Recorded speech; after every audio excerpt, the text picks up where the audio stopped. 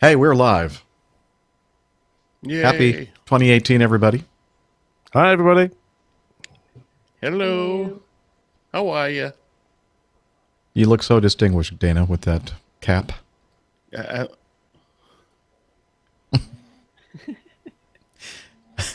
Give us one of your really silly smiles. There you go.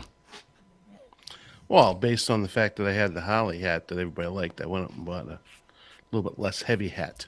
Oh, that style suits you. Does it really? Especially Yeah. my fat face. Perfect. Ah, you don't have a fat face. My, Hey, folks, my- what we're doing here is I was still trying to get some prep work done for the show, and still have a little ways to go, but we decided we go ahead and start the stream, and my lovely esteemed co-hosts are going to answer your questions and entertain you. What But- about that? You have to Ready. I remember. don't know about entertainment. yeah. Family show, ladies and gentlemen. Family show. Can you tap dance yet, Steph? I know Dana can. wait, let me go pull the pole out of the ceiling. I'm sure that's what everybody wants to see on a family show. What you pole dancing? Yeah, exactly. It's a form of exercise, right? It sure is.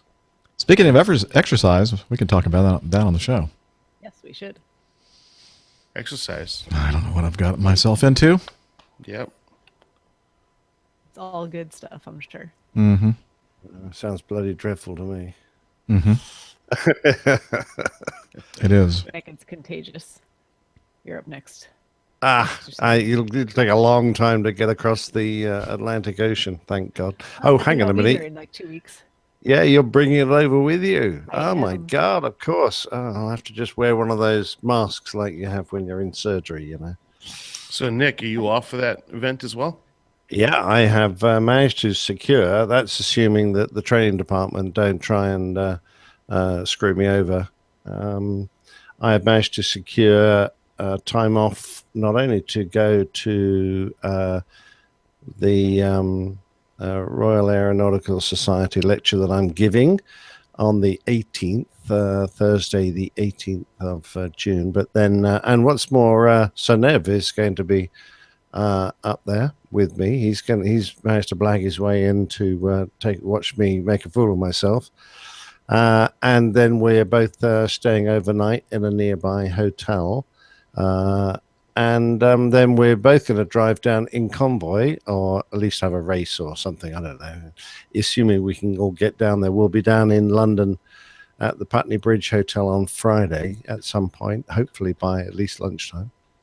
And then, of course, everyone's pitching up for that and setting up. And I think Saturday is the PT UK 200th. So, Steph, you're going to be there on Friday, aren't you? But you're not going to make it till the evening meal because you've got your brothers there, yeah? Yeah, I have no idea what we're actually doing. We've made zero plans, but we'll be there at some point. Well, you are a bit of a last-minute girl, aren't you? Well, just She likes to make it last as long as she can. Yeah, quite right. that's right. And then, Family show, ladies and gentlemen. Family show. and of course, Uncle Jeff is coming over. So I don't know what time you're landing, Jeff. Which day you're landing? What time? It'll be probably sometime Friday morning. All right, okay. So I'm guessing you're just going to catch the express into London. You won't need to rent a car or anything silly because it'll be a bugger parking in London. Yeah, I'm going to either take the public transit, or if it works out and somebody's available, they can pick me up. Well, I suspect Nev and I will be around. We can certainly call by Heathrow. I certainly could. I've got nothing else to do. Call by Heathrow, but I think we're probably going to be a bit late for you, depending on when you land. Yeah, so we'll just play it by ear. If that's the way it works out, then that's the way it works out. What sort of time do you expect to be wheels down? I'll have to look at the flights again. Okay. One gets in, I think, around 8 in the morning, and then another maybe about 10:30 or something. I don't think we'll have finished our 3-course breakfast by then. Okay, And we're well about, then. and I'll we're just about walk. 3 hours north of you. 3 hours? Yeah, I think so. Yeah, Cosford's a fair drive down to London. What's Cosford? RAF Cosford. It's where the RAF. It's in the Midlands near I don't know, I Manchester. kind of missed that part of the story, what you guys are going to be doing. Yeah, well, that's the Royal Aeronautical Society lecture I'm giving. Oh, that's right. You're is, giving the talk. Okay. yeah. So that's at Yeah, so I'll plan on then just doing my own thing. Sure, but if it just so happens that we can coincide, that would be so much better. Or I might just decide not to go at all. Yeah, I really, a spanking if you do that. I Someone could will just spank decide the night before, you know what? Screw that. I'm not going. Yeah, It sounds like too much work. Yeah. I don't know. I really am doing work here. I'm downloading files and arranging them, and then now I got to transfer them from this computer to my iPad. Oh, Cat now tells me it's a Birmingham, not Manchester. It's the bloody Midlands, Al. It's all the same. It's just one heaving pile of That's what everyone who's not from there pollution says it is. and terraced houses. It's a wonderful, and it's a lovely place. Apparently. slums and open drains, sewers. Wait a minute. I think you're being sarcastic. Me? Yeah. Me? Sarcastic? I just caught on to that. Oh, and broken down Mercedes. They're everywhere up there. That's a sore subject. Yeah. Right, isn't it? Yeah. How's that going, Al? Is that still an issue or still broken down? Still waiting for the testing equipment? I think he probably is. Otherwise, we might have had a woohoo. I would have heard it from here. So, can I ask a question?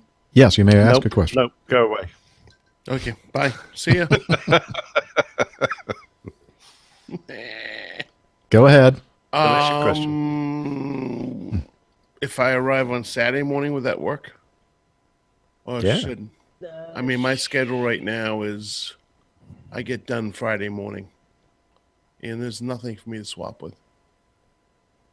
Yeah. Well, it's Saturday when it happens, but exactly Nev is in the chat room.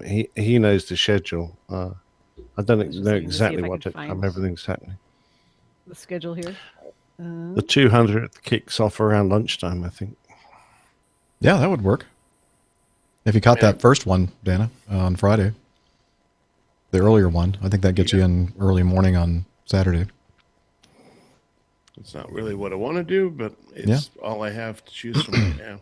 Well, I mean, if you feel like going through all that hassle, Well, it would be That'd be nice fun. to be there for everybody. yeah, it would. It'd be the whole crew, the whole APG crew, if I decide to go. If you decide to go. Yeah. Well, if you don't, can you at least send a cardboard cutout? I'll see what we can do. Is that in the budget? But I might need that card. Oh, you're talking about of me? Okay. Yeah. Or either that, or Dana can wear a Captain Jeff mask and pretend to be you. Okay. Yeah. That It'd should have to work be a fine. big old rubber mask that would have to fit over my big old head to make it look skinny, like Jeff said. It could just be like Captain Jeff's bobblehead doll that he'll produce one day, and we'll have on our merch list. I think a Captain Jeff bobblehead doll I think that'd be a big videotaped seller. bouncing around on an Airbus combing would be very good. You're a little quiet, Steph. Are you? Yeah, you are a little. Volume is a little bit low. Yeah. Hold on. Crank it up, girl. Crank it up. Oh man, that's What? wide open on Thursday night. Yeah, Ugh. I know. But don't tell him that, Dana. That was one of my excuses for not going. I'm not going to tell him. The flights are terribly wide open. That means it's not a good thing. Not for our profit sharing. No. Now, what am I? If the person who sent me something, a zip file from GarageBand, if you're in the chat room, raise your hand. And then, Hey, is this any louder? yeah, yes, much Okay. better. Yeah. Anyway, somebody sent me some zip file, and then I unzipped it, and it's APG 304 feedback.band band. I'm thinking, what the heck is that? And it's GarageBand, and I think I I deleted GarageBand from my Mac. So I can't even play it. You deleted GarageBand? Yeah, Why did you because do it's that? My favorite app. I never use it. I don't like it. Oh. Maybe I do have it. Applications. Mm. Jeff, when were you planning on returning? Back to I think he Who? said Jeff. Oh, Jeff. okay. Sorry, The one with the sounded a mustache. lot like Steph there for a second. I was like, Yeah. Oh, no, I do have GarageBand. Never mind. Anyway, for anybody out there who wants to send audio feedback, the best thing to do is to send it in MP3 or WAV or AIFF format or M4A or pretty much anything besides GarageBand. That means I have to go in and convert it myself. Yeah, never mind. I'm not doing anything. Sarcasm. Talk to me. Is that the name of the plaintail? Yeah, that's Okay. Nev's feedback about headwinds. Do we really want to do that? Yeah, sounds very exciting. No. Much nicer than tailwinds. They're smelly. Yeah. All right. I'm looking for a picture. Nobody said Ron Jeremy, Derek. I didn't say it. That's up to Nev. someone in the chat room did. Yeah. Liz. There it is. Liz. Liz. Oh, there it is. Ah, right there. See that picture? Yes. Okay, that's taken from the a 50-foot hangar. I know what that is. It's an airplane. Yeah, that's right. It was photographed from a 50-foot hangar in New Zealand. Wow. So in other words, the airplane was kind of low. Yeah. Can you see the glint in my eye? Oh, was that you?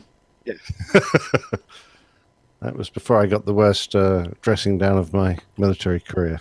Oh, really? Yeah. Okay. Public too. Very good. Good one, boss. Okay, we're getting close here. It's looks like it's almost downloaded.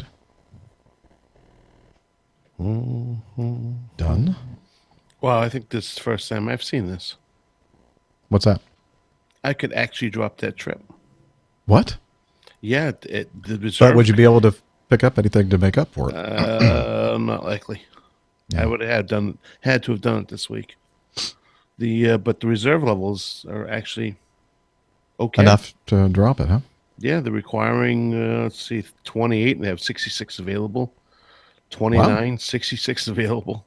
31, 62 available. That's something to consider. Mm-hmm. It's only money, Data. It's only money. Yeah.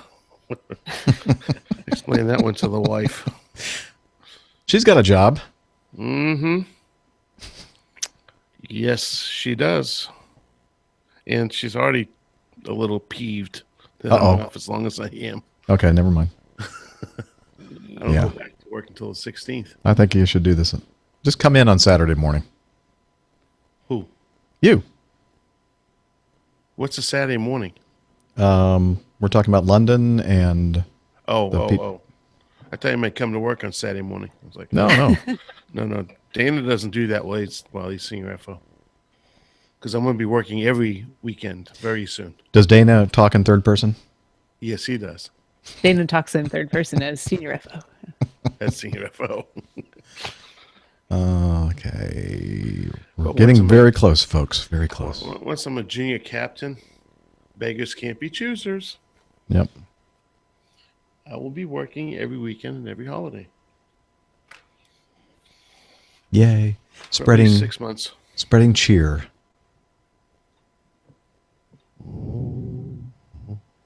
London meetup knows feedback about wins and talk to me. Talk to me, baby. Talk to me, Goose. Okay, we're going to move those to feedback. Hey, Steve, sometime in May, to answer your question, which will be a complete year from the time I got the award. You're so happy about that decision, aren't you? In some respects, I'm very happy, but in other respects, I'm getting really tired of being number 2. You mean number 2? No, I'm like number 2 pilot. I'm ready to take the reins. You're number 2? Yeah, number 1 be the captain. Oh, okay, I got you. Okay. I thought you meant on the seniority list. No, yeah. What happened to Nick? I don't know, Jen. What happened to me? Wow. Jen, I don't know what's happened to me. We're all Explain. wondering that, Jen. Snap out of it. Hello, and fly. APG community. It's Colonel Jeff. I got a note from Captain Jeff about wanting some information about the 737. Y'all hear that okay? Yep. Yep. Loud and clear. Okay, I think I have all the files that I need to play. If not, then we'll engage the echo button if necessary. Sounds good to me. And then you'll have to like scream and shout and say, would you please turn that thing off? Because I can't stand hearing my own voice coming back at me. Mm-hmm. Okay. All right. Did it involve the Admiral's daughter? Flight 209, It was G-Stowe's daughter, actually. There we go. I never knew any Admiral's daughters.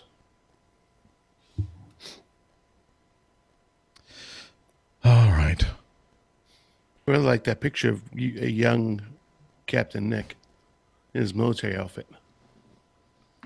Such a good looking guy. He was. What? In the old days? The good old days. We like the good old days. Oh, when we were young. And virile foolish.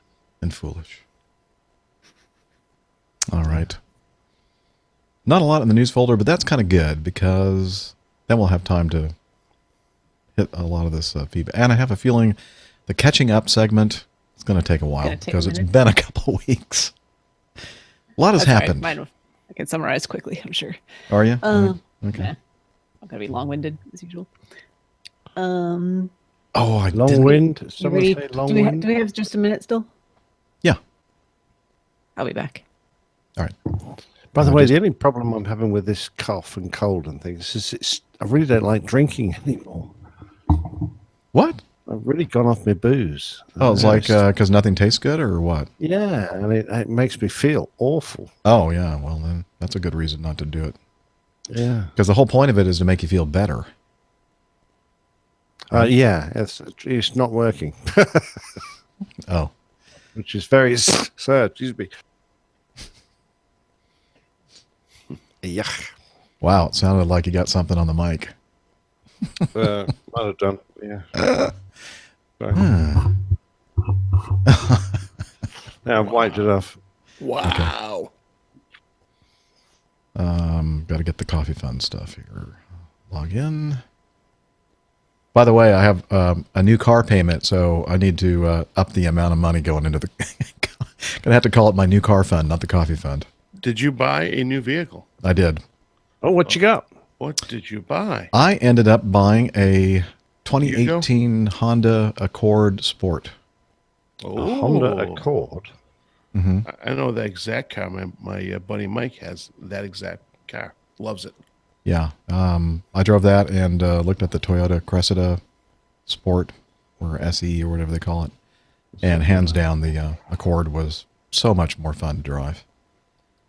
Well, There's that looks more. a bit like Nev's thing. What color is it? It's white.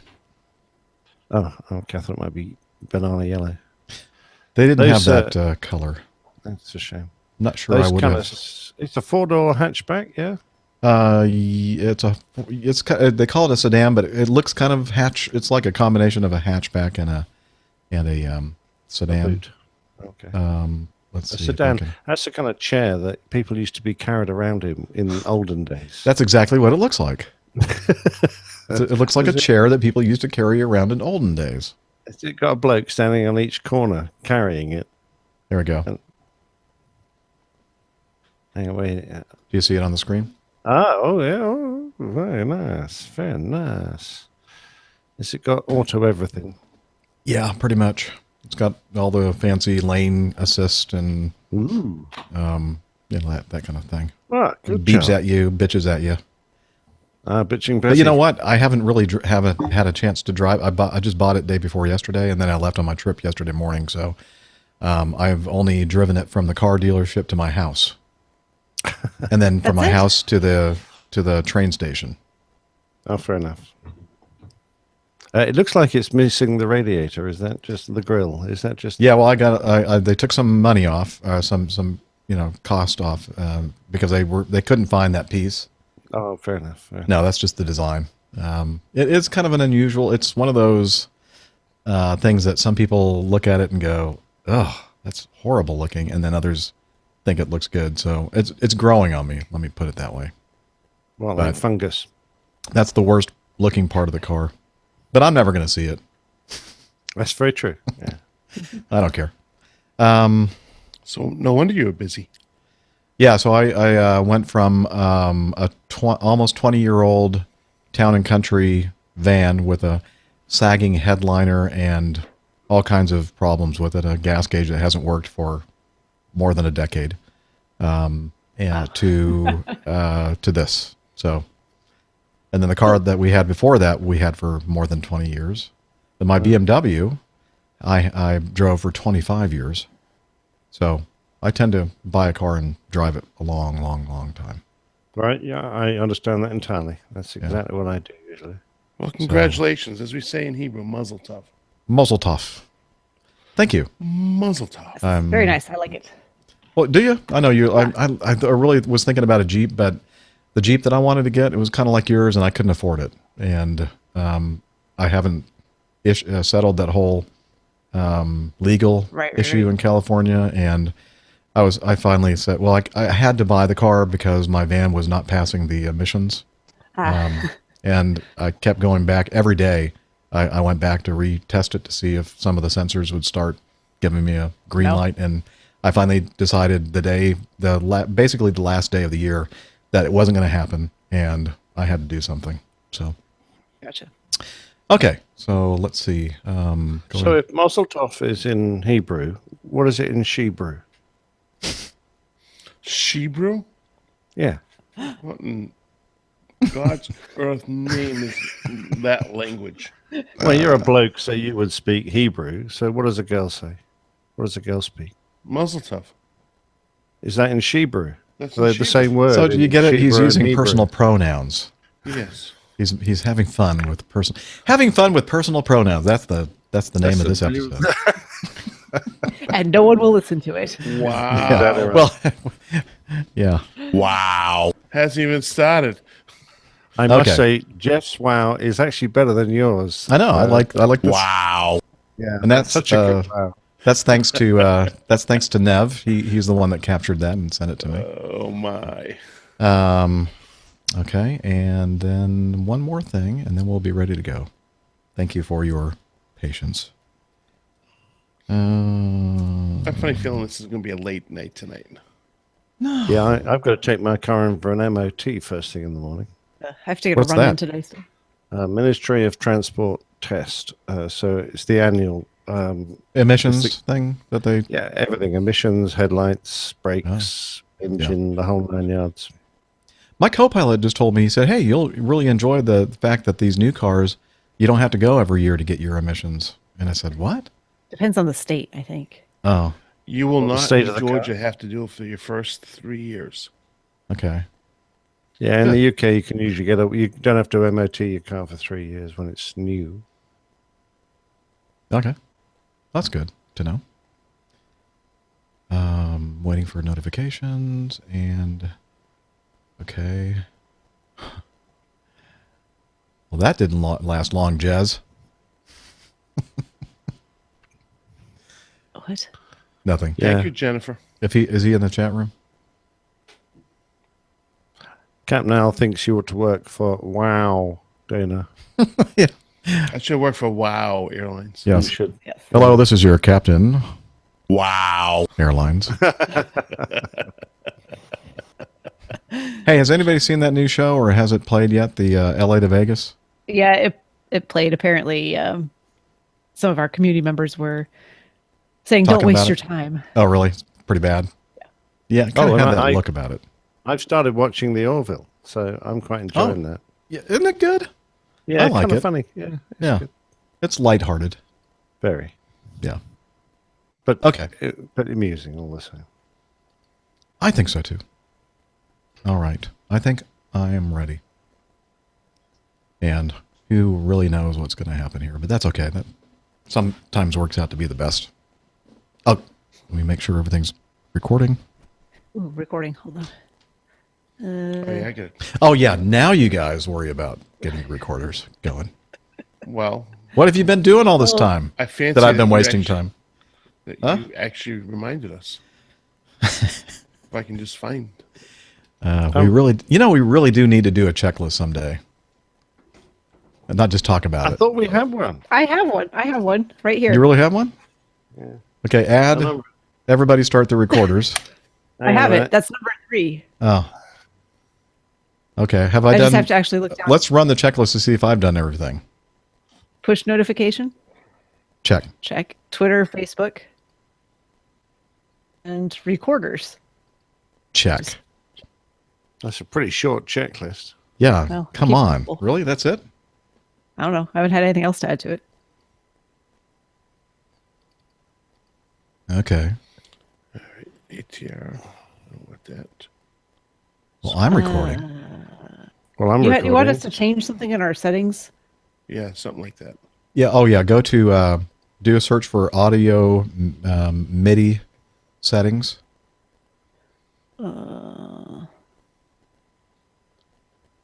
Does it matter if I'm using the focus rate now?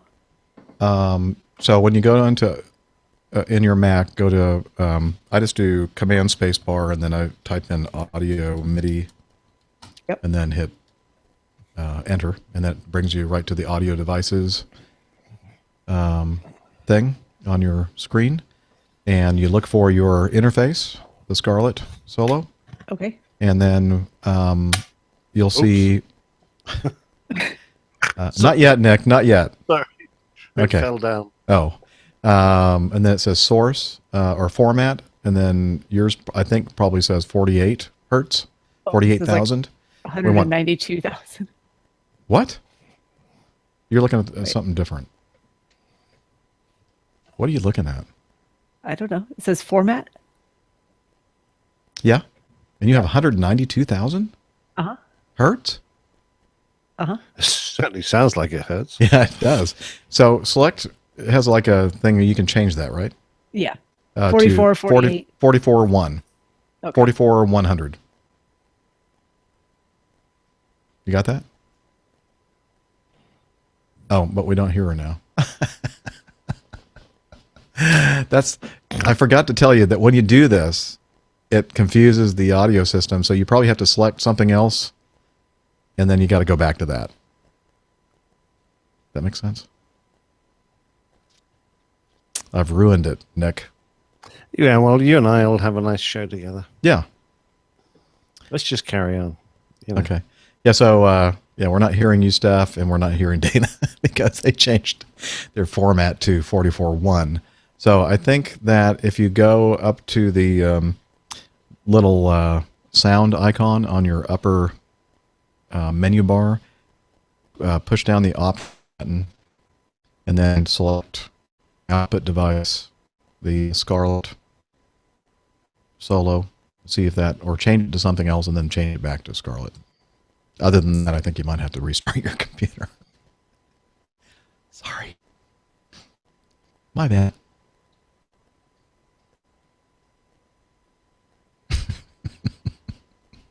So, everybody watching the video, are you having fun? Is this fun? No.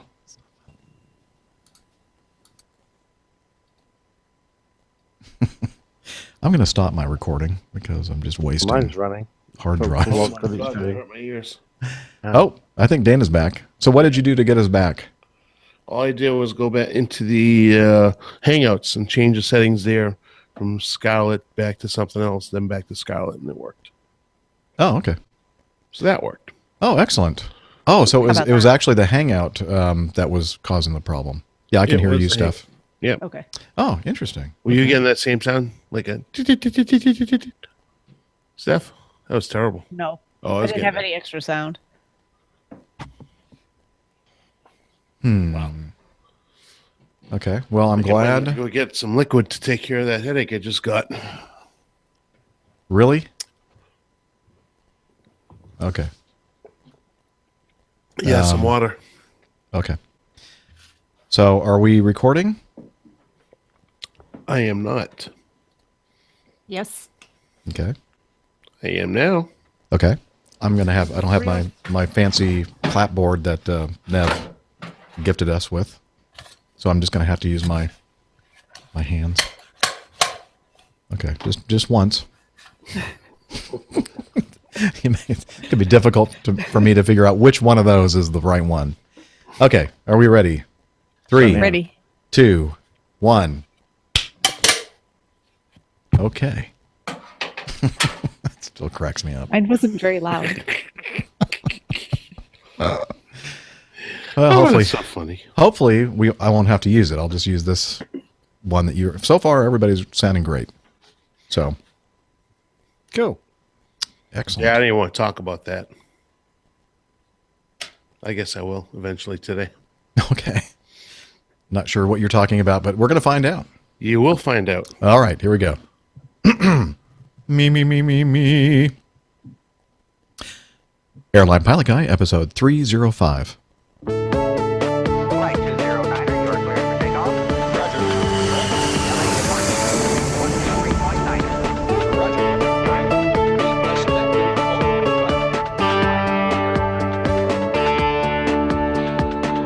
Hello, you're listening to the Airline Pilot Guy Show, the view from our side of the cockpit door. I'm Captain Jeff, your host, broadcasting live from Studio 865 in the Hilton Hotel in downtown Chicago, Illinois. In today's episode, aviation news. It's an aviation podcast. More news, all kinds of great news, your feedback, and the latest Plain Tales installment. I forgot what the name of it was. Talk to me? Talk to me. You didn't update my little cheat sheet here. All right. Dear. Talk to me. Sorry, I should have done that. No, that's all right. You almost always do that. I got it. Yeah, I got distracted by Talk Facebook. to me. And then maybe I can put something in here other than just saying we're going to talk about aviation news and more news. And more news. And news. That was and- pretty funny. All the best news. We have all the news. All the best All the aviation aviation news. news. All the news. That's Yeah. worth listening to. I'm just going to say aviation news, your feedback in the latest Plain Tales installment, because it's just too hard to figure out what to say. Okay. Take 2. Airline Pilot Guy, episode 305. Flight 209, you are cleared for takeoff. Roger.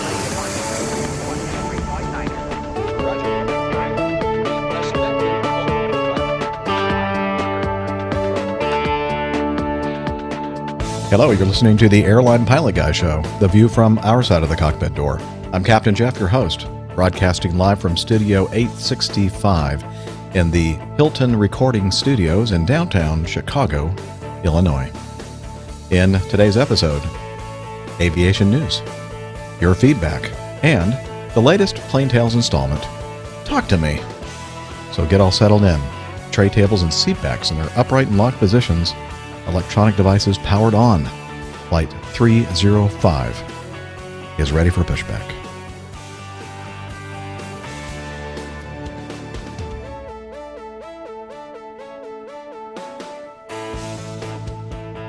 Hello, everyone, and welcome to the Airline Pilot Guy Show.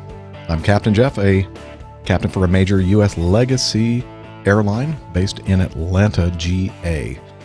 And so happy to be back after our Christmas break. We missed you. We hope that you missed us. And it's the first show of the year 2018. And joining us from our beautiful lakeside estate in South Carolina, doctor, skydiver, marathon runner, strength training junkie, IPA, connoisseur, and commercial multi-engine instrument-rated pilot, Dr. Steph. Hey, Captain Jeff. So nice to see you again. It's been a little while. It has. Yeah. Looking And you were forward just to... you were just in the, my neighborhood not too I long was. ago, and we didn't get to connect, unfortunately. That's all right. We'll talk about that some more later, but good to be back and good to see all you guys. Great to see you. And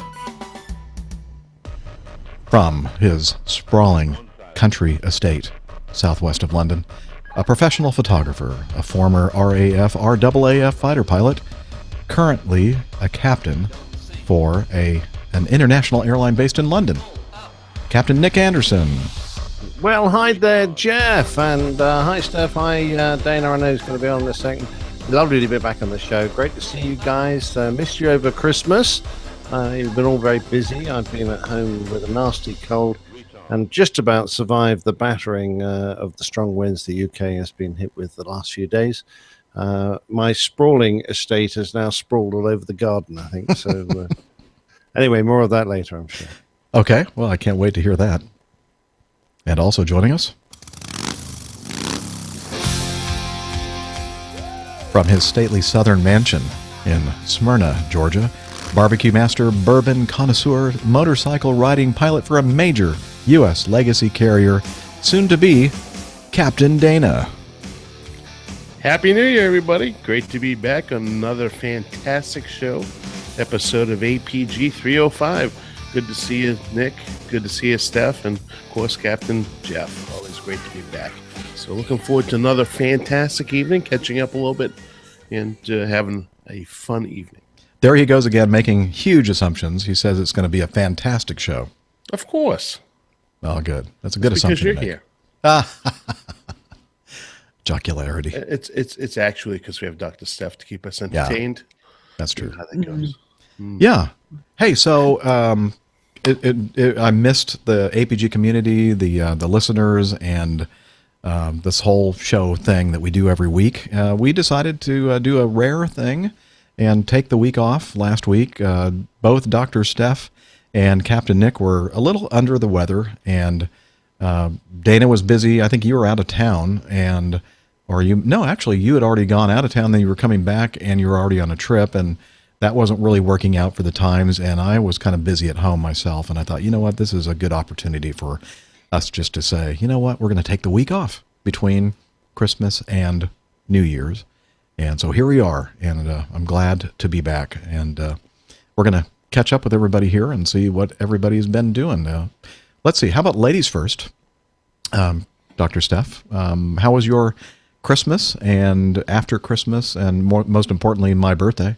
And I'm sorry, and New Year's. Oh, your birthday. I'll tell you about the day that was your birthday. Oh, was it not good? It was not good. Oh, sorry. That That's all was right. a Tuesday, right? The day after Yeah, it was the day after Christmas, yeah. Yeah. All right, so let's back up. So actually, going all the way back, we did the big holiday extravaganza podcast with the that's UK right. guys and everyone. That was, I think, on Thursday. Mm-hmm. And we were even joking a little bit about it. I was like, yeah, no, I feel great, perfectly fine. Well, should not have said that, because the next morning woke up and did not feel so great, kind of sore throat. Went to the gym in the morning and decided, I don't feel well. Probably not worthwhile going into work and spreading germs around. So I didn't go to the clinic that morning, but actually started to feel a whole lot better throughout the day.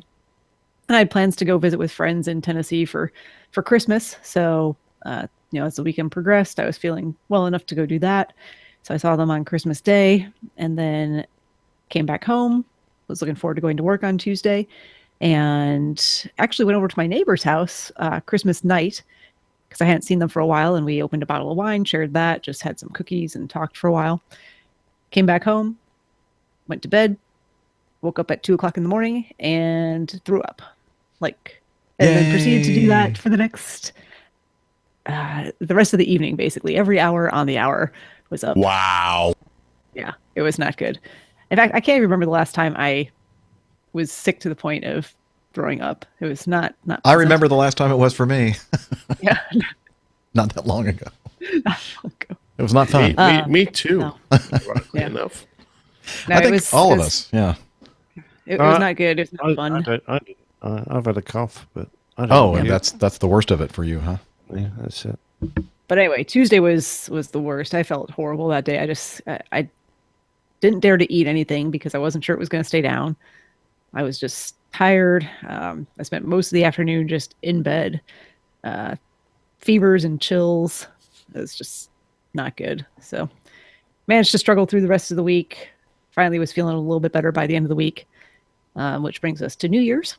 And as Jeff alluded to, Justice and I went over to Atlanta for the weekend, and we saw the Panthers Falcons NFL game on Sunday, New Year's Eve, which did not go well for the Panthers, but gorgeous new stadium there in Atlanta. But you know, Mercedes-Benz. you guys had already kind of clinched the playoff That's spot, what everyone right? says, but it would have still been nice to And it would have, yeah, if you beat us, then to win. the Yeah, Falcons would just- be completely out. So No, they wouldn't.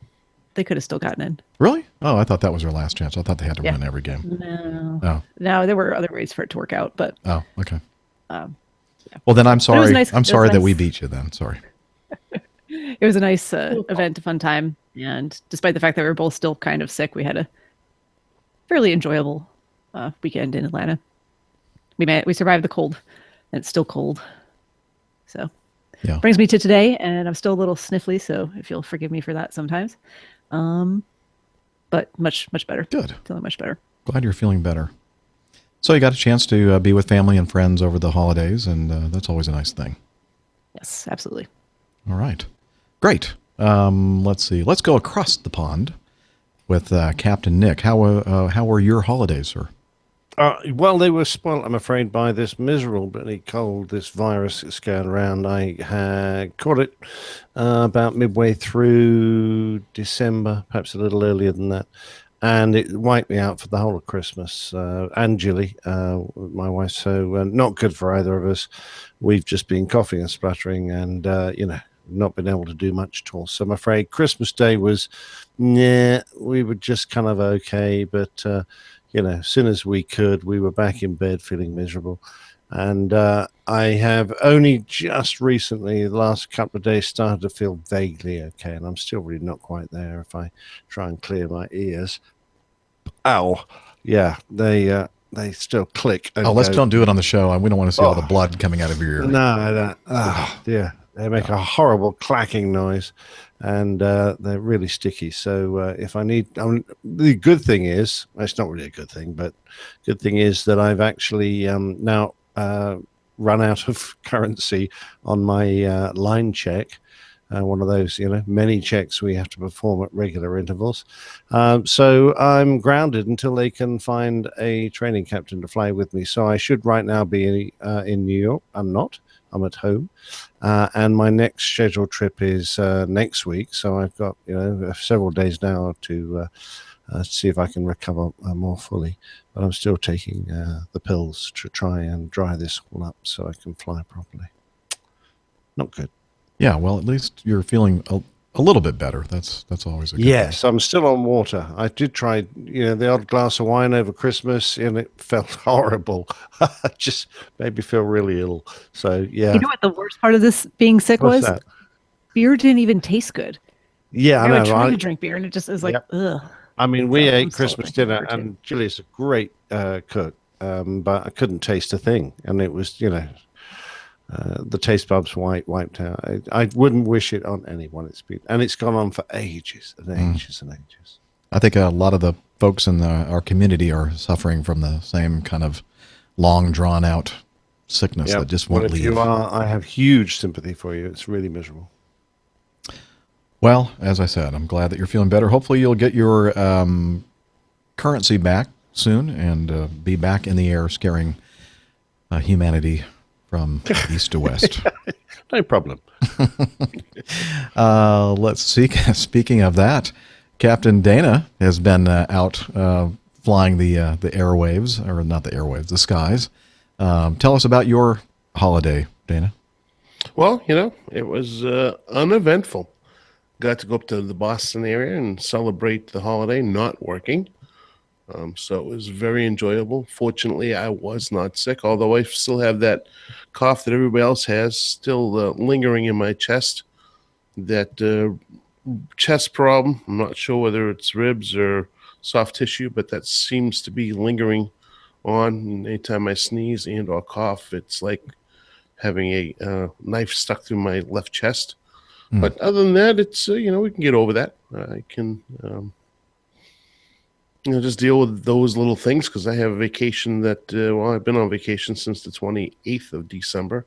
Had a fantastic New Year's Eve party, which of course most of the APG people that I know here in Atlanta were invited to, but only two showed up.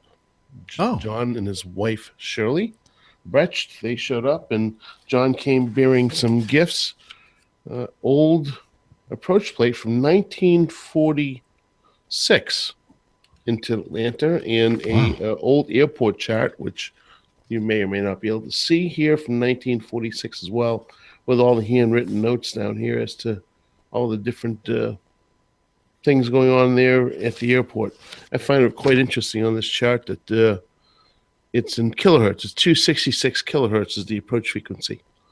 It's basically a DD or DD, A or an N for whether you're on course or off course, whether you're left or right. Wow. So it was quite interesting, and I'm actually going to bring this into work, and when we're briefing approaches, go ahead and pull this out and start briefing. I think it'll be fun. Make copies for everyone. Here, I made Yep. some copies for you so you can follow along. Exactly. Because here we go. I want you to know exactly how good you have it in today's world. It's unbelievable what we have today. So, Wow. it was a great holiday. Thank you to John for bringing that, and he brought me some other nice gifts. A little bit of chocolate. Of course, that didn't survive very long. Some dreidels and some Hanukkah cards sent out next year. And better buy those stamps this year before the price of the stamps go up, of course. Mm-hmm. But other than that, today was an interesting day. I kind of alluded to that earlier in my text as we were discussing our plans this evening for the show. AT&T was out here today. Oh, yay. Fiber. Yay. Fiber. Guess what? Of course, I'm having fiber. This is my second try to have them come out and turn on this fiber. And the guy showed up, and he never knocked on my door. I went outside and said, "Hey, what's going on?" He says, "Well, it's not your lucky day." And I said, "Why not?" He says, "Because out of everybody in the neighborhood, there are only two houses that are not properly set up in the junction box, which isn't the one in my front yard does to be able to get fiber to the house." So they dug up your front yard to put the box in, but you can't get it. I can't get it as of right now, no, because the idiots that put it in put all these underneath dug it into the ground and dug up everybody's yard. They failed to put the proper, I forget what the verbiage is, the proper whatever it's called, to be able to hook it up to my house. And so my next door neighbor, which is the only other one in the neighborhood that doesn't have access to it, well, he has access because the person that came out and did his house, well, he went down the street further down, laid the cable and said, "Here you go." But the problem is that his junction box is up where mine is, and it's not properly done. So they're going to have to come back out and redo it all. The whole thing. Nice. The whole thing. Yeah, it's just absolutely ludicrous. Why can't you? That's either do your job right the first time and don't do it at all. I mean, whatever.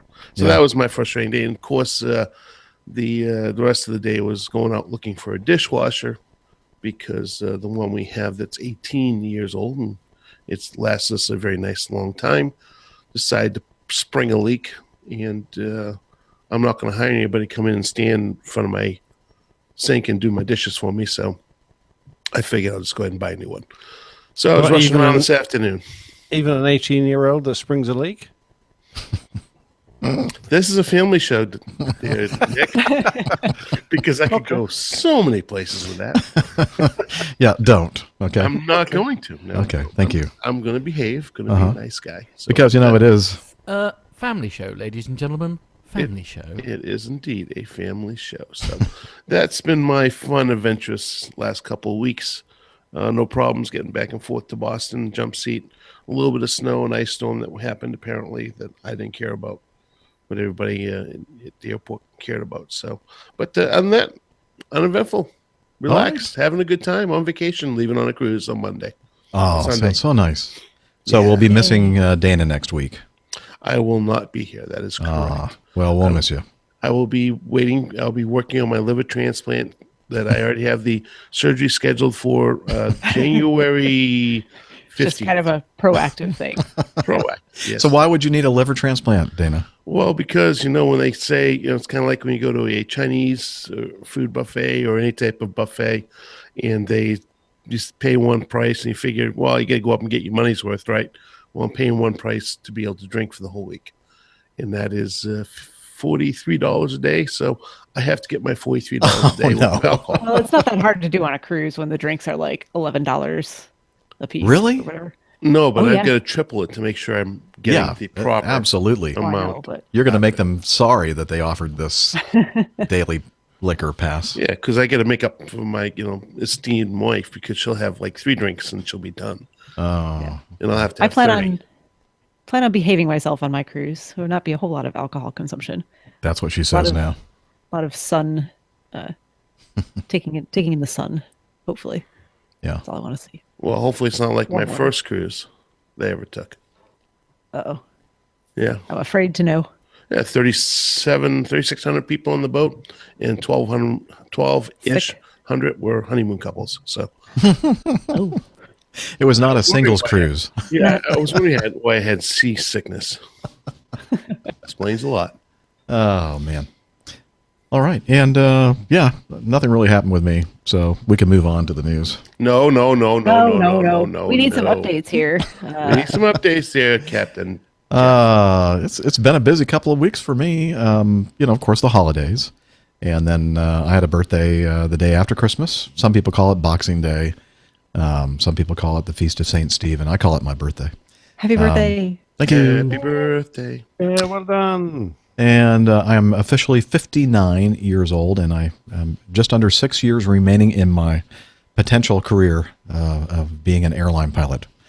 So in the last stretch here, not quite as close as Captain Nick is to the end of his, but Have you started your countdown yet? That's how you'll know. No, I need to do that, don't I? Yeah, maybe I'll wait a couple Well, of at years this point, it before I might do just be that. depressing. Yeah, it would be. So let's see. And then I started my vacation on the 17th, the fateful day of the Atlanta airport power shutdown. But fortunately, I was watching it all from home, and I think we talked about that on the last episode. And then let's see, all my family was home, the kids home from college, and Natalie's birthday was the 31st. She was a New Year's Eve baby. And somewhere in there, my youngest daughter Natalie decided that she wanted to join a gym close by in Roswell, and so she said, "Hey, Dad, why don't you go with me?" I went, okay, so I thought check it out, and we went to a couple different places, and settled in this one place called LA Fitness, or I think it's a French workout facility, La Fitness. La Fitness. No, it's LA for Los Angeles, I guess. So we went there, and guess what? Somehow I got talked into joining it myself because she wanted to have somebody else to work out with, apparently. And Yeah, and so what they do is they offer, it's even more of a sucker here, and you'll hear in just a second. As part of the package that not package, but the perks of joining this particular gym is they give you a free fitness assessment. Now, folks, if you've never joined a gym and anybody ever offers you a free fitness assessment, do not do it unless you're in really good shape. But if you're really in really good shape, then why are you joining the gym? Well, I guess just to maintain your general you fitness still have level, to I go to guess. the gym. Yeah, so I did this foolishly, and this guy tortured me, made me do things and muscles that probably haven't been used in decades, and I was really, really hurting, and then he starts talking to me about this personal training program. I ended up signing up for a year's commitment to a personal fitness program. I love it. And I got the lowest cost one. It's like 4 of these sessions per month. You And- realize they're not actually personal trainers; they're salesmen. Yes, I do realize that. Yes, but it's got him going to the gym. Yeah, It so was I knew that I was times being suckered into this thing, and it the really twisted thing about it to me is I felt horrible, and I still signed up for the program. And so anyway, we're well, not we. My daughter didn't sign up for that, but I did, and so now I'm just constantly in pain because of my workouts. And actually, we stay in these nice hotels, and usually the crews that I fly with are talking about, going to work out in the hotel gym. And I can't remember the last time I saw the inside of a hotel gym. And yesterday I worked out in the hotel gym in Wichita, Kansas, because I have to, because I have this stupid book. It has like assignments and homework and everything else I'm supposed to do.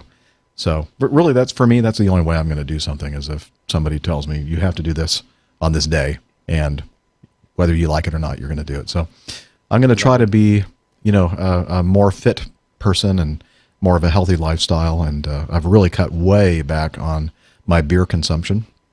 So we'll see how long this lasts. I guess Excellent. probably a year. Yes. Because I want to make sure I get my money's worth. And let's see what else. Oh, and then the Loser Cruiser is no more.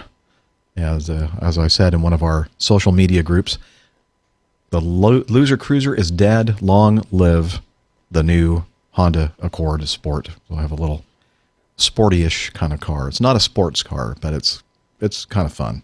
So anyway, just got that on the first day of this year, day before yesterday. So that's what I've been up to. I think I got everything. there. Congratulations. Yeah, Well, thank it's a lot you. of stuff. That's pretty busy. Yeah, Very busy. I did have a. Oh, you know what, Dana? I could have gone over to your party. Turns out, my daughter was born on the 4th. Not the 4th. My oldest daughter was born on the 4th of July, which is a holiday here in the U.S. Independence Day. But my youngest turned 21 on the 31st, and I'm thinking, okay, got to make sure that I'm home for all that. And the only thing I did with my daughter that day was an 8:00 workout at the gym. And then I didn't see her for the rest of the day. She went out with lunch with one of her friends, and then she and her mom went to lunch and shopping. And then her roommate from Elon flew into Atlanta and surprised her. And she had paid for 2 nights at the Ritz-Carlton in Buckhead.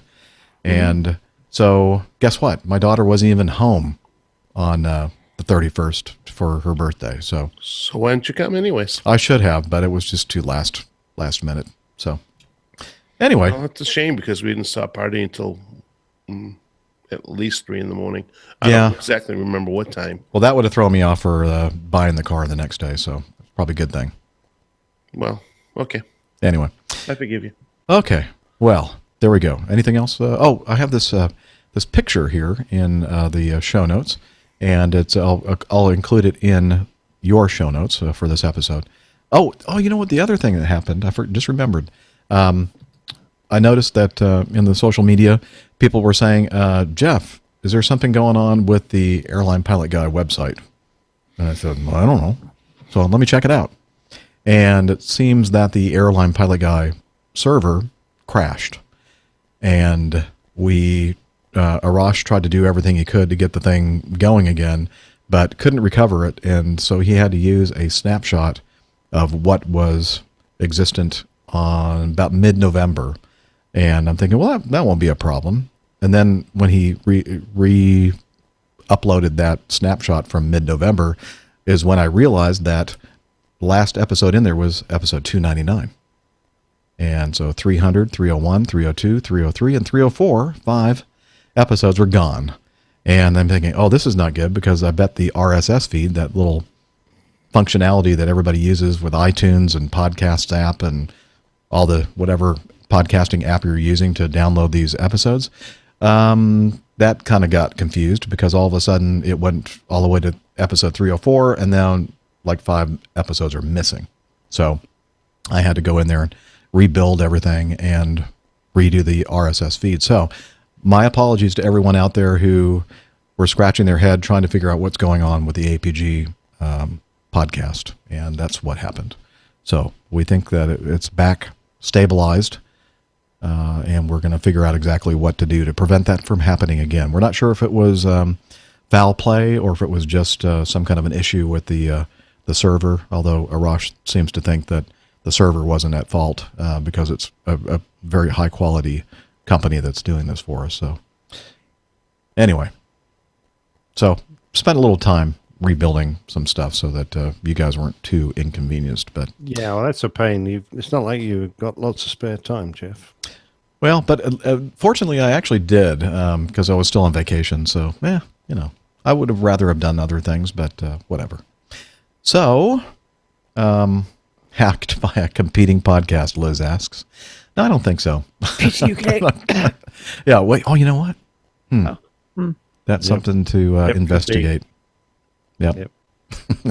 I think it was Pilot Pip, the plane safety podcast.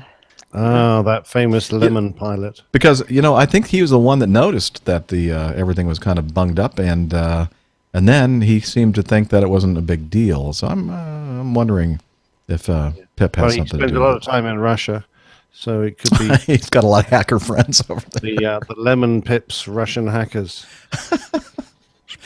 Okay. Anyway, so I have this picture I was talking about here a few seconds ago, or a few minutes ago, of our good friend Captain Rick Bell of the 911th Reserve Airlift Squadron in Pittsburgh. He was the guy that kind of organized that big, beautiful, wonderful air show that we all attended. Well, not all, but a lot of us did in May of last year. And there's a picture of him with one of the Thunderbirds and I think a couple other people from his squadron in Pittsburgh.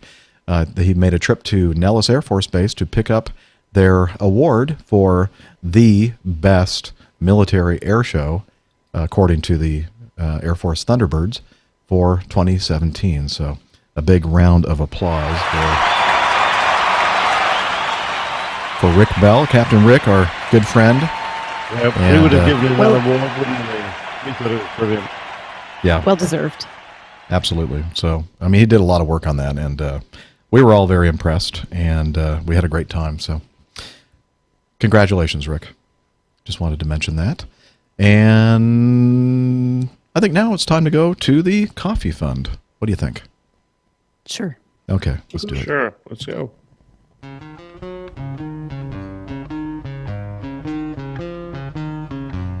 Johnny, how much more coffee? No thanks. I love coffee, I love tea, I love the Java Jive and it loves me. Coffee and tea and the Java and me. A cup, a cup, a cup, a cup, a cup. All right. That's the Java Jive, sung by the karaoke singers. And the reason why we're playing that is because this is what we play in the background when we're talking about the Coffee Fund, which is your way to own a small piece of this show by lending your financial support, if you are in a position to do so. And many of you are and have, and we are very thankful that you have done that, because that really helps us pay for the expenses of doing this show.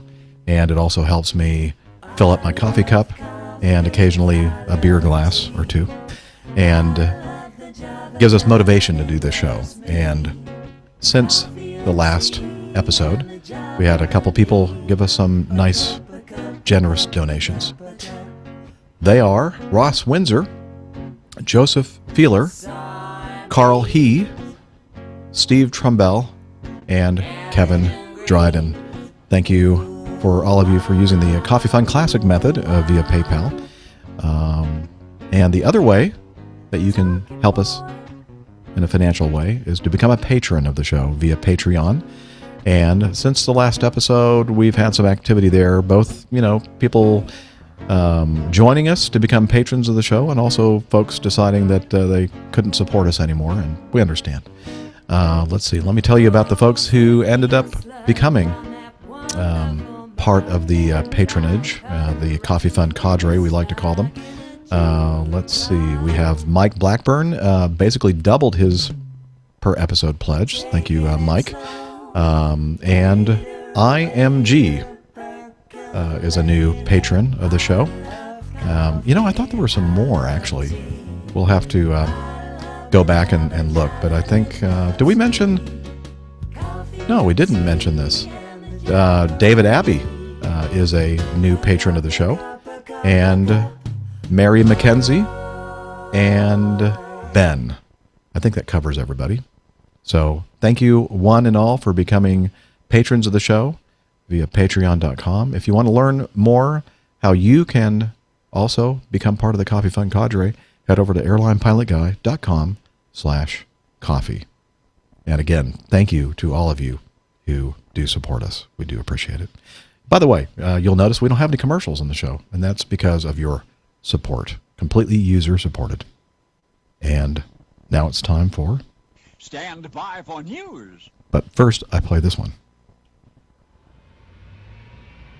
Stand by for news. But then I play that a little bit louder, actually. Play it a little louder now. Stand by for news.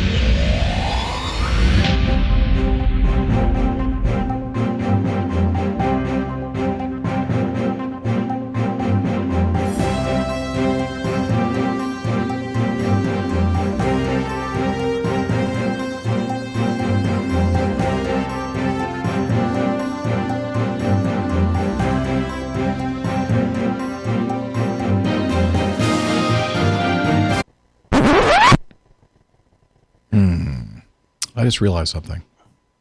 We forgot to play some feedback in the news or the intro section. Oh, I didn't know if you were going to play that or not. Yeah. Yeah, I think it's a good idea. Yeah, let's do that. I'll fit that in somewhere.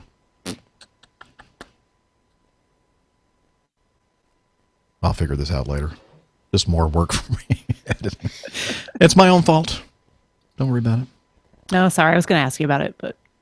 Yeah, I just happened to notice, or I don't know why I thought of it, that we do have some audio feedback.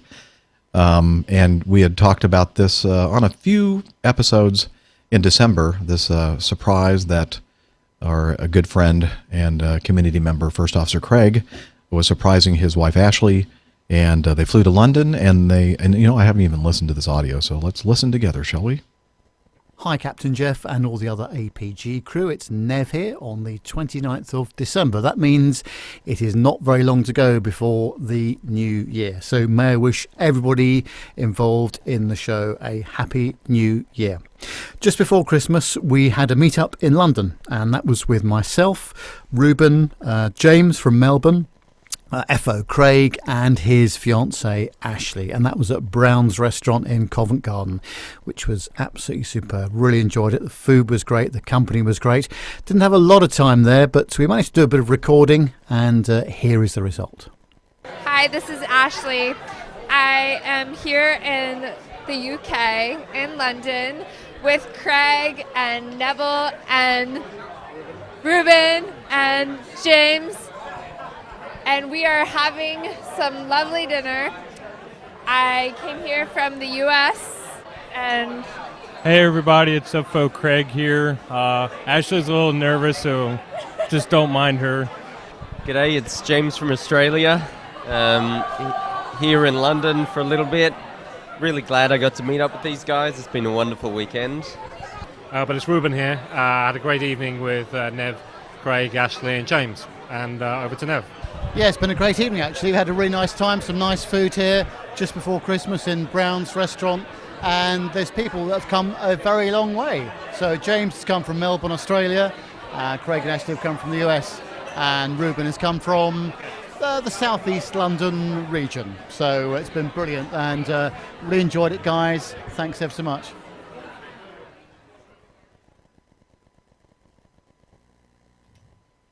Good point, Steph. Wow. We're happy thinking about that as well. Thanks. Gosh, I just you skip 1 week and you get completely discombobulated, or at least I do. Yeah, and I honestly I didn't. I thought I'd have more time to prepare for the show, but apparently not. No wonder you never go on holiday for more than 10 days. You'd forget how to work. I would. I mean, yeah. Although, you know what? I used to take my entire vacation period starting from about Thanksgiving all the way through like this time of year, like the first couple of days of January. And you'd think that you'd get back in the airplane and like completely forget how to do everything. But no, that's much easier for me than to come and sit in front of all this audio technology and remember how to do a show. Let's see. I don't think I even. So I'm going to have. It was just a thought. No, I want to do that. Okay. And but I'm just trying to figure out where. Feedback, but. Yeah, I don't even think he sent it to the feedback of the show. I think he just sent it to me via email. We're talking about our good friend Micah. He sent some special audio for my birthday. By the way, it looks like I'm just looking at my APG email, and it looks like Nigel Doyle just pledged $1. I have an email from Patreon, so I'll acknowledge you on the next show, Nigel. Now, let me do a quick search here for our main man, Micah, and let me download this. Yes, breaking news from Patreon. I should probably play the breaking news sound, although I don't know where it is. Okay. So here I go with the. Where is it? Where'd it go? I'll find you. Here it is. Okay, I'm going to activate the echo button. And play this. Happy Birthday, Jeff, 2017. In 3, 2, 1. Mishpucha is a Yiddish word for family. But like many Yiddish words, it can have many meanings. It's a bit more Hamisha than just family. Oh, I did it again. Hamisha is a Yiddish word for warm or cozy in a welcoming way, but again, it's more of a feeling than a description. And so is Mishpucha. Sure, Mishpucha means family, but it's not about relatives. Well, that's not entirely true either. It could be about relatives, but again, it's more of a feeling of family than it is family itself.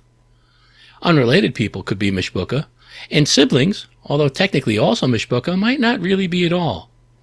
It sounds complicated, but it's not. I have no doubt that you have an understanding of what Mishpucha is. Why? Because in some ways, you're all Landsmen. Gewalt! I'm back to another Yiddish word again. Feh!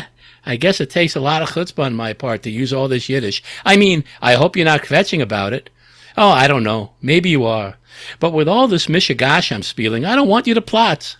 You know how I tend to kibitz about things, but I try not to act like some schmendrick.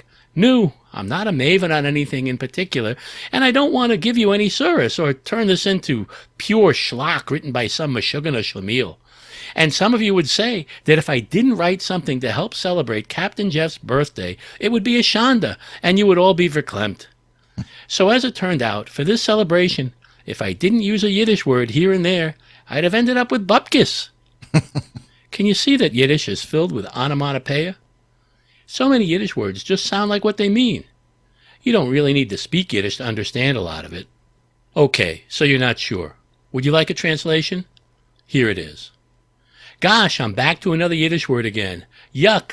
I guess it takes a lot of nerve on my part to use all this Yiddish. I mean, I hope you're not complaining about it. I don't know. Maybe you are. But with all this craziness I'm speaking, I don't want you to explode. You know how I tend to offer my opinions about things, but I try not to act like some slob.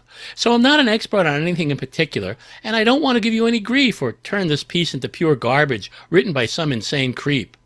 And some of you would say that if I didn't write something to help celebrate Captain Jeff's birthday, it would be a shame. And you would all be on the verge of tears and unable to speak from being filled with so much emotion.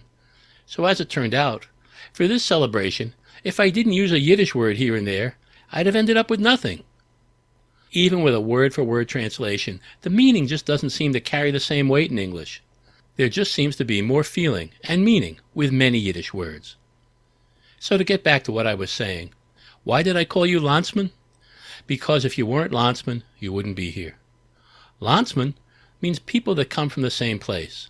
It could be a local town or an entire region like the New York City metropolitan area, or a country like Poland or Romania. In this case, I'm calling you Landsman because we all come from the same community. A community of aviation enthusiasts, and more specifically, a community of aviation podcasts. Now, I don't want to get too schmaltzy here. I did it again. But the Airline Pilot Guy is truly a beautiful Hamisha podcast, created by Captain Jeff, who happens to be very Menschedicke. That means a true gentleman. But again, more than just a gentleman. The literal translation is human being, but it means so much more. So in this time of the Advent, on the Feast of Stephen, which also happens to be Captain Jeff's birthday, it only seems appropriate to use a little Yiddish to offer my congratulations. Mazel tov, Captain Jeff, and happy birthday. Thanks for being a Landsman, and for making me, and the rest of us, feel like Mishbucha. From your Mishbucha here in Portland, Maine, in the USA, this is your main man, Micah. Awesome. Thank you, Micah. That was just fantastic. I thought you might enjoy that, Dave. Yeah, that was good. That was really good. You know, so many of those words that are Yiddish have become part of our normal, English parlance, or I don't know if that's the right word or not, but a part of our language. And a lot of the words that he mentioned, I didn't realize was a Yiddish word. Yep. Sure. A lot of them. As all languages do, just borrow and steal from other ones. But for good reason. He mentioned most of them. Well, Micah, he's been a good friend of mine for quite some time, and a good friend of the APG community and other aviation podcasting communities as well. He's all over the place, and all of us who know him personally, really are blessed to know him and have him as our friend. So thank you, Micah, for taking the time to do that. I know that wasn't something that you just push the record button and just start going. I know that you put a lot of thought into that. Yeah. Well, maybe not. Maybe you just held the recorder up and just started doing the eloquent words. Who knows? But again, Micah, thank you. All right. Now, is there anything else that I've forgotten? I don't think so. Come on. Speak now or forever hold your... Oh, just stick it on the next show. Yeah, that's true. That's the easy thing to do, right? Okay. So we've already played the news stinger. And, boy, this is going to be all garbled up for editing. But I'm already confused. So let's start with this. And I'm going to do these a little bit out of order here.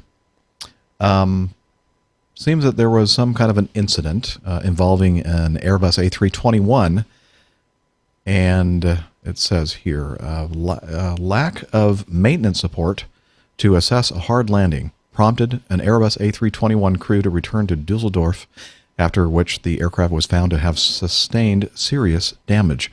The Germania A321, with 215 passengers and 7 crew members, had sustained a 3.32 G impact during the landing at Fuerteventura. Is that the way you said that? Sure. Okay. In the Canary Islands on 16 July last year. It had initially executed a go-around after bouncing on touchdown following an ILS approach to runway 1. The aircraft subsequently landed on the second attempt some 9 minutes later. The crew carried out an external check on the aircraft without discovering anything unusual, and the captain contacted the carrier's maintenance control center in Germany for assistance in interpreting an automated report generated by the landing. The snitch system. I added that part. But Spanish Investigation Authority, CIAIAC. Wow. That's one of the, is that one of those words that is the same forward and backward? No, not quite. Almost. Not a what's that, palindrome? Yeah, palindrome. That's right. No, it's almost a palindrome. The CIAIAC says that the absence of criteria regarding the meaning of the hard landing report, combined with the lack of maintenance support at the airport, led the crew to opt to return to Dusseldorf. Upon arriving at Dusseldorf, inspectors determined that the aircraft needed to be withdrawn from service. Components of the left-hand main landing gear needed to be replaced before the A321 returned to service. The CIAIAC says initial information on the event had been received on the 30th of August last year, but confirmation about the extent of the damage was not obtained until the first half of November. Ooh, that's a long period of time there, isn't it? September, October, November, yeah. A couple months. The inquiry says the captain had accumulated 6,830 hours, but the first officer only had 325. CIAIAC states in an update to the investigation that its analysis work has been completed and that it intends to issue shortly a final report on the event.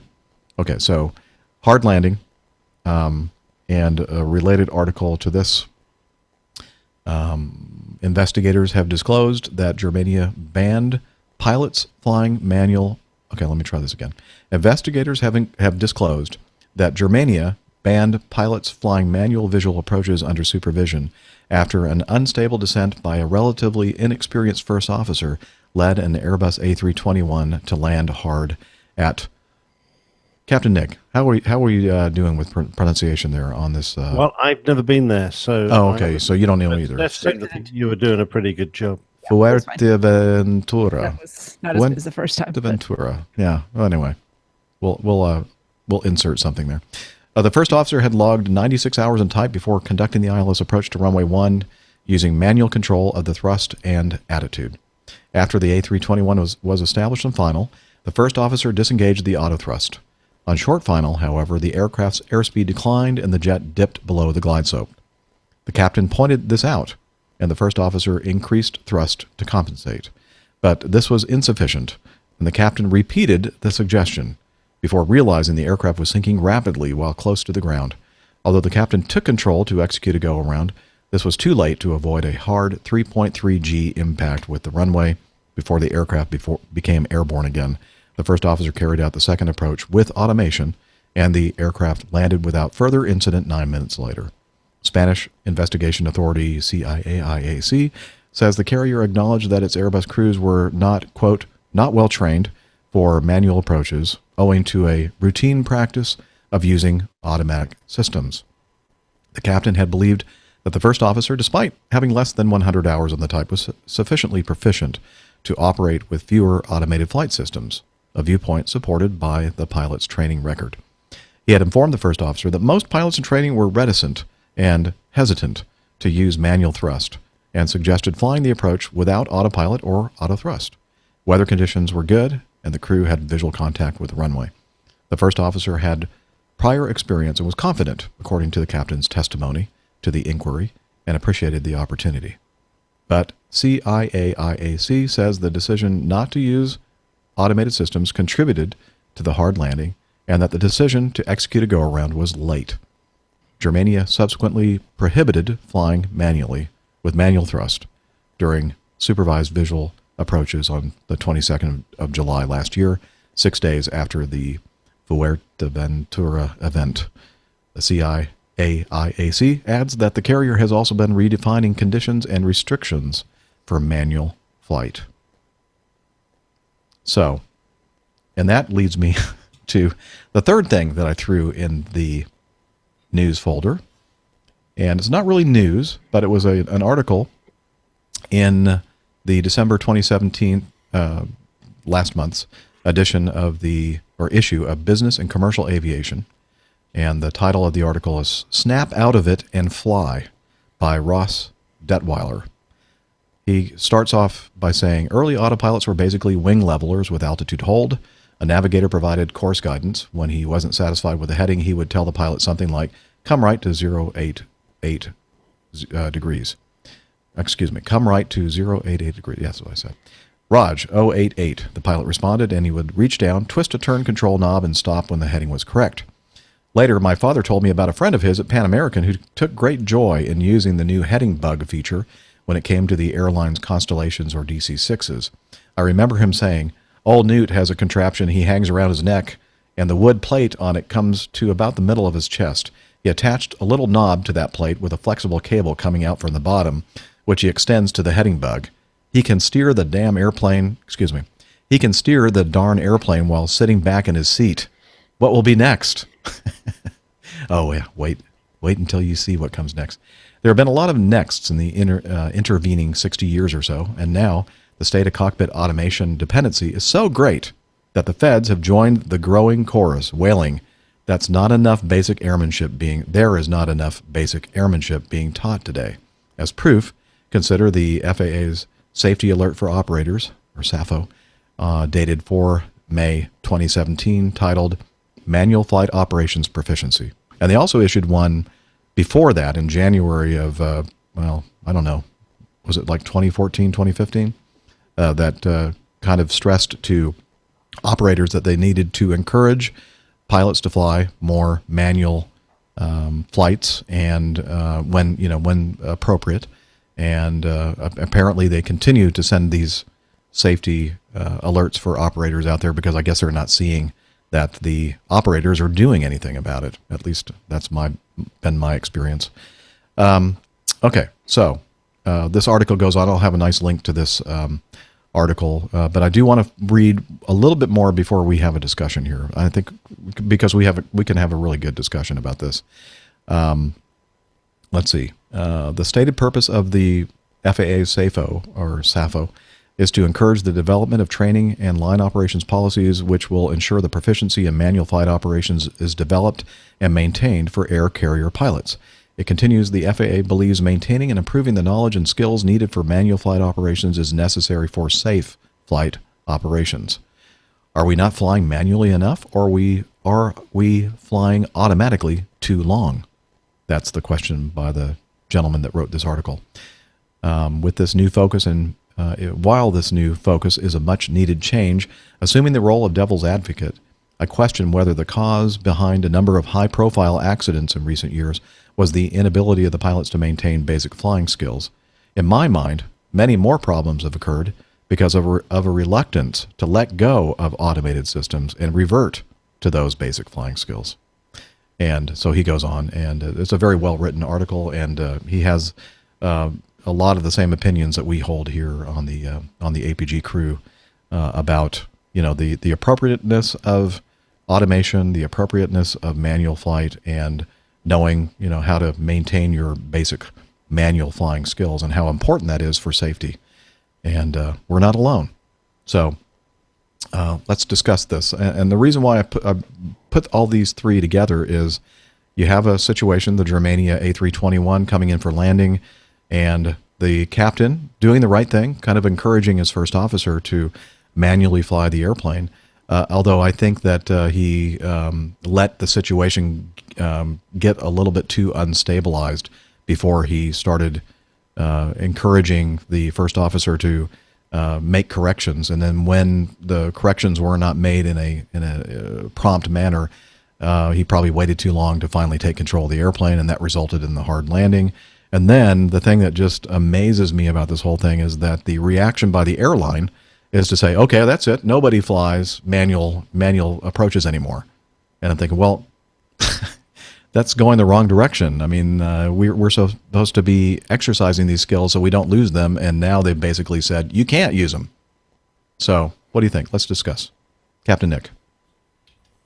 Yeah, it's a hard one. We feel that pilots need to keep their handling skills up, so they need to manually fly the aircraft whenever it's appropriate. Here you've got a captain, I don't know if he's a training captain or not, but he's doing what we think is a good idea. So he's encouraging his guy to hand fly the aircraft and use auto thrust. And the guy's only got a couple of 100 hours, 300 hours. So he'll have had a fair amount of training during that period. He'll have actually probably flown quite a few hand-flown sectors, I would have thought, because that would have been a requirement of his training. So he's probably a bit more practiced than the average bloke on the line who's got into a rut and has always used the automatics. So I would suspect, actually, he would probably have done a good job. The fault here, you're quite right, is with the captain, but unless he's a well-trained training captain, or I think you call them check pilots, and doesn't know exactly the last moment at which he can no longer let a situation develop. In other words, he's an ordinary line pilot, and the his first officers put him in a situation that's now getting a little bit outside of his experience level. But he would never, hopefully, let the aircraft get into that higher rate of descent so close to the runway. He's left it too late to take control. So that's probably more of the captain's problem than it is the first officers. We kind of expect inexperienced pilots to make mistakes. You've got to step in and at the appropriate moment and correct them. Without damaging their confidence so much that they then become very nervous about doing the next one.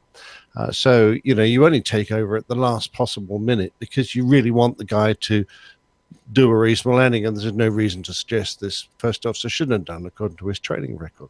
So that's really difficult. The airline's response, I think, is ill-measured. What they should do is take the individual and retrain them, and they should perhaps say, look, with first officers up to a certain experience level, line check captains should, ordinary line captains should only allow them to manually fly the aircraft in certain conditions. If that was a factor, I don't think it was, though. I don't think the weather was a factor. The guy just left it too late. Now, to me, that is a real problem. But it's not one that's easily fixed within an airline. What it needs is for our airline pilots to arrive with better handling skills and to receive more training before they're put on the line and expected to fly the airplane manually all the time if they want to. I can't see a way around this. Occasionally you're going to get first officers who screw the approach. Occasionally you're going to get captains who take over too late. It's bound to happen. I think it's just a risk of learning to fly, whether you be learning to fly an airliner or whatever. It's going to happen every now and again. I think Germania's response of prohibiting flying manual with manual thrust during a supervised visual approach is saying that you can't do that is stupid. Going on to snap out of it and fly. I read this with interest. And all I'm going to say about this is let's listen to the plain tale later on.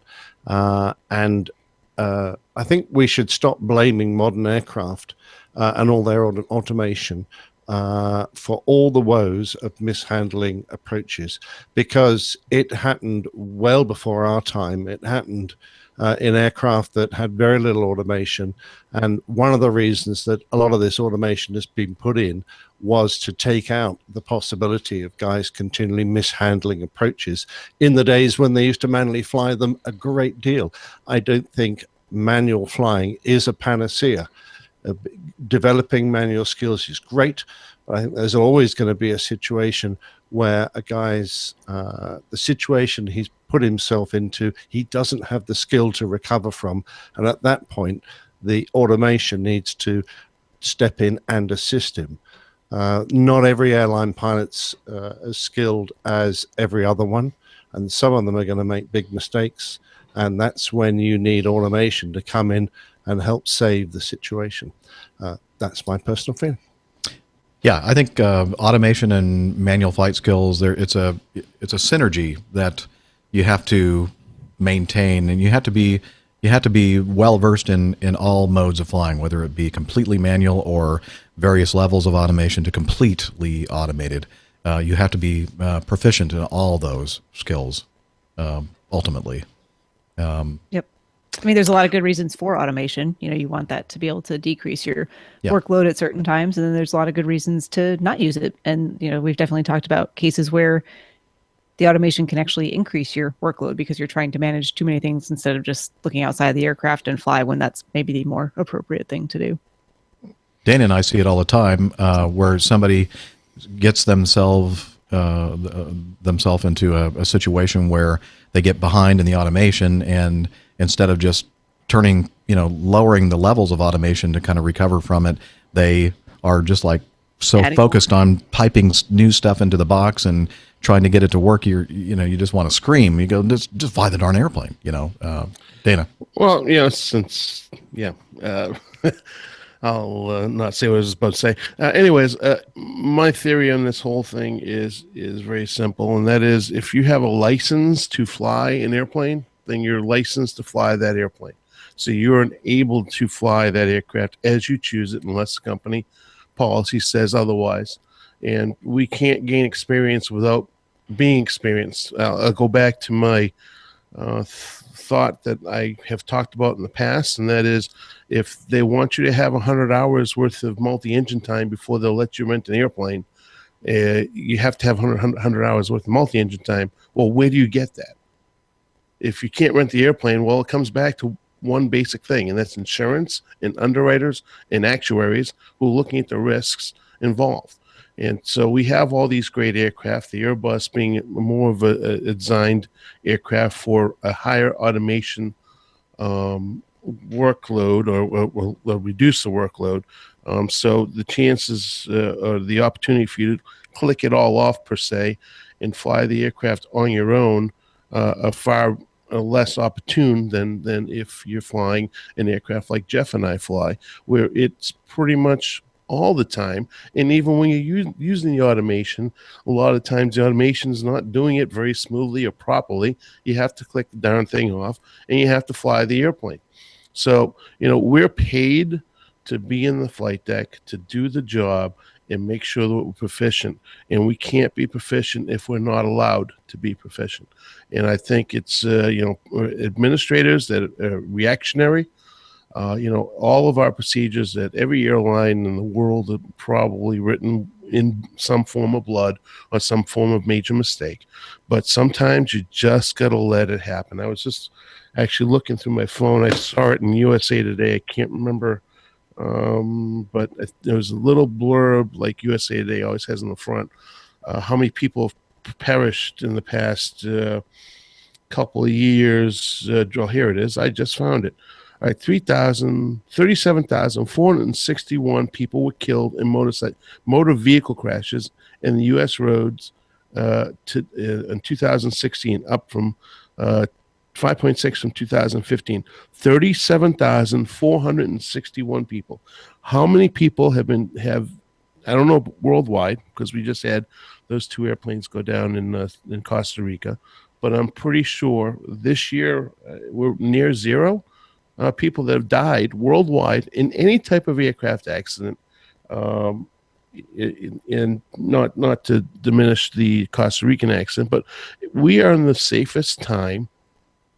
And most of the accidents that have occurred as of recent have been due to the lack of the pilots flying the aircraft. Look at Asiana, San Francisco. They didn't know how to fly a visual approach. And let's face it, we have got to have the opportunity to fly the airplane, click it all off, and gain the experience. Otherwise, we're just going to be computer operators or programmers, and that's not what you want in the flight deck. You want people to think and be able to react appropriately with their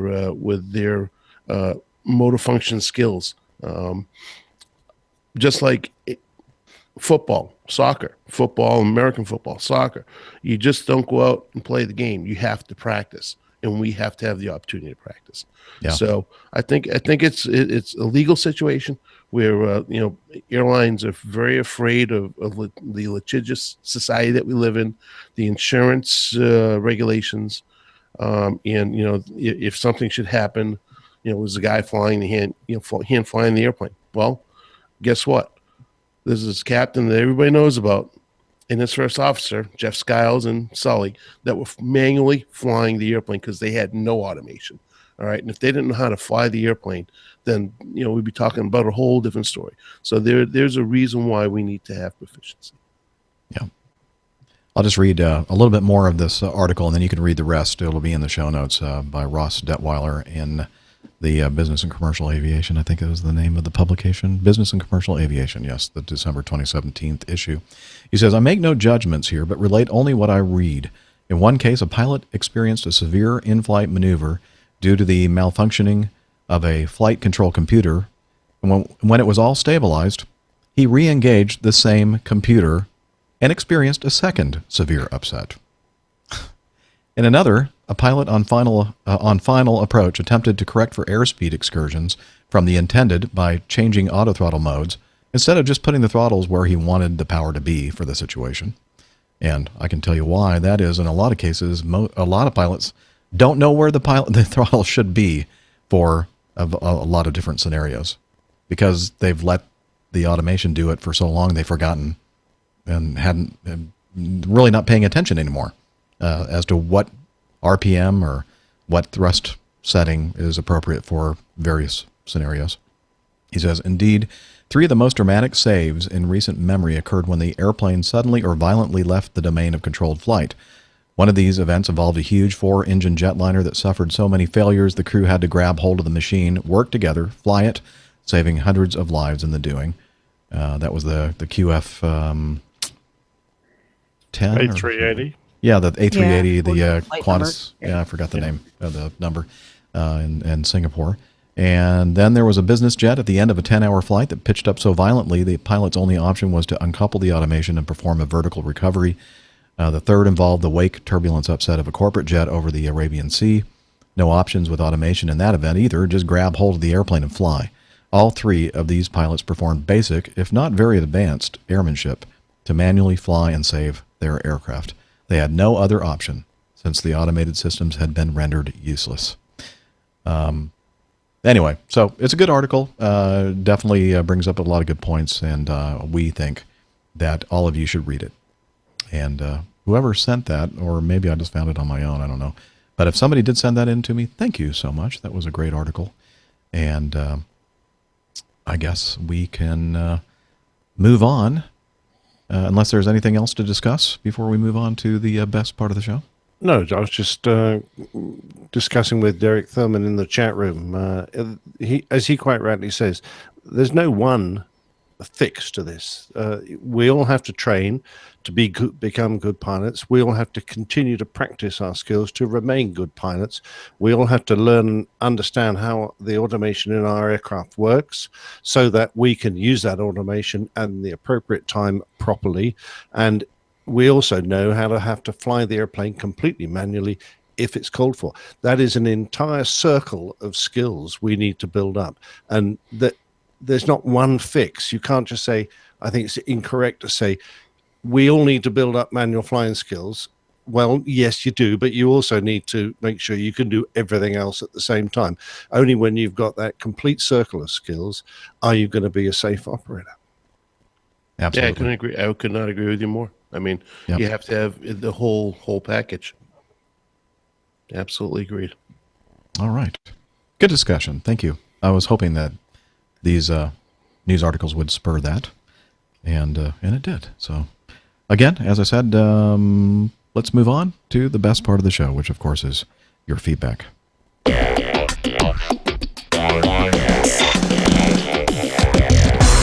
Captain, incoming message. Okay, let's start with James. He sent us some feedback last month. Dear Captain Jeff, Dr. Steph, Captain Nick, Captain Dana, and Hiatus Rick.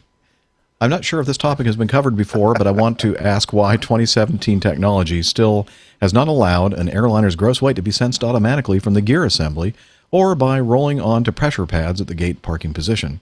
Correct me if I'm wrong, that payload, fuel, and cargo weights are still being entered manually into the CDU/FMC. I'm sure all the airlines got their passenger weights wrong this past week from the Thanksgiving holiday weight. Great show. Congratulations on the 300th. And that's James Chen in Toronto, Canada. And we've talked about this before. I'm not sure. I know that there were at least 1 or 2 airplanes out there.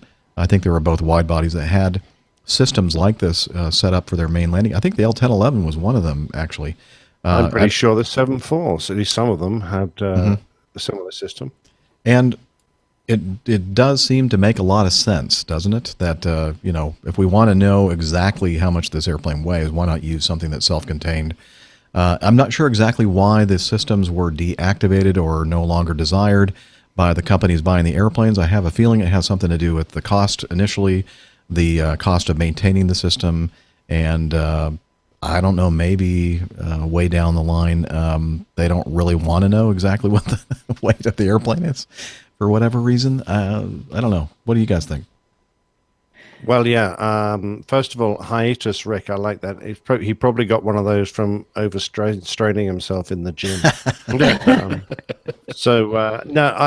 The problem is that we never exceed our max takeoff weight. For example, I mean that is an absolute no. 1 kilogram, and you're illegal to fly. So the problem is if there's even a 0.1%, which would be tiny, error factor in your aircraft self-weighing system. You loaded the aircraft to max takeoff weight, and when you've got everything on board, the last passenger climate on, and you shut the door, and you were 0.1% over your max takeoff weight, you'd have to go, oh, damn, now I've got to find some way to reduce the aircraft weight until the aircraft sensing system is correct. So I don't think any sensing system is accurate enough to cope with that. At least the way we do it now, we do it all legally. I mean, the estimation system of passenger weights and bag weights is just that. It's an estimation, so there's bound to be some errors in there, but at least it's all summed up and all the numbers look nice when we climb on. Expense, I think you're quite right, Jeff.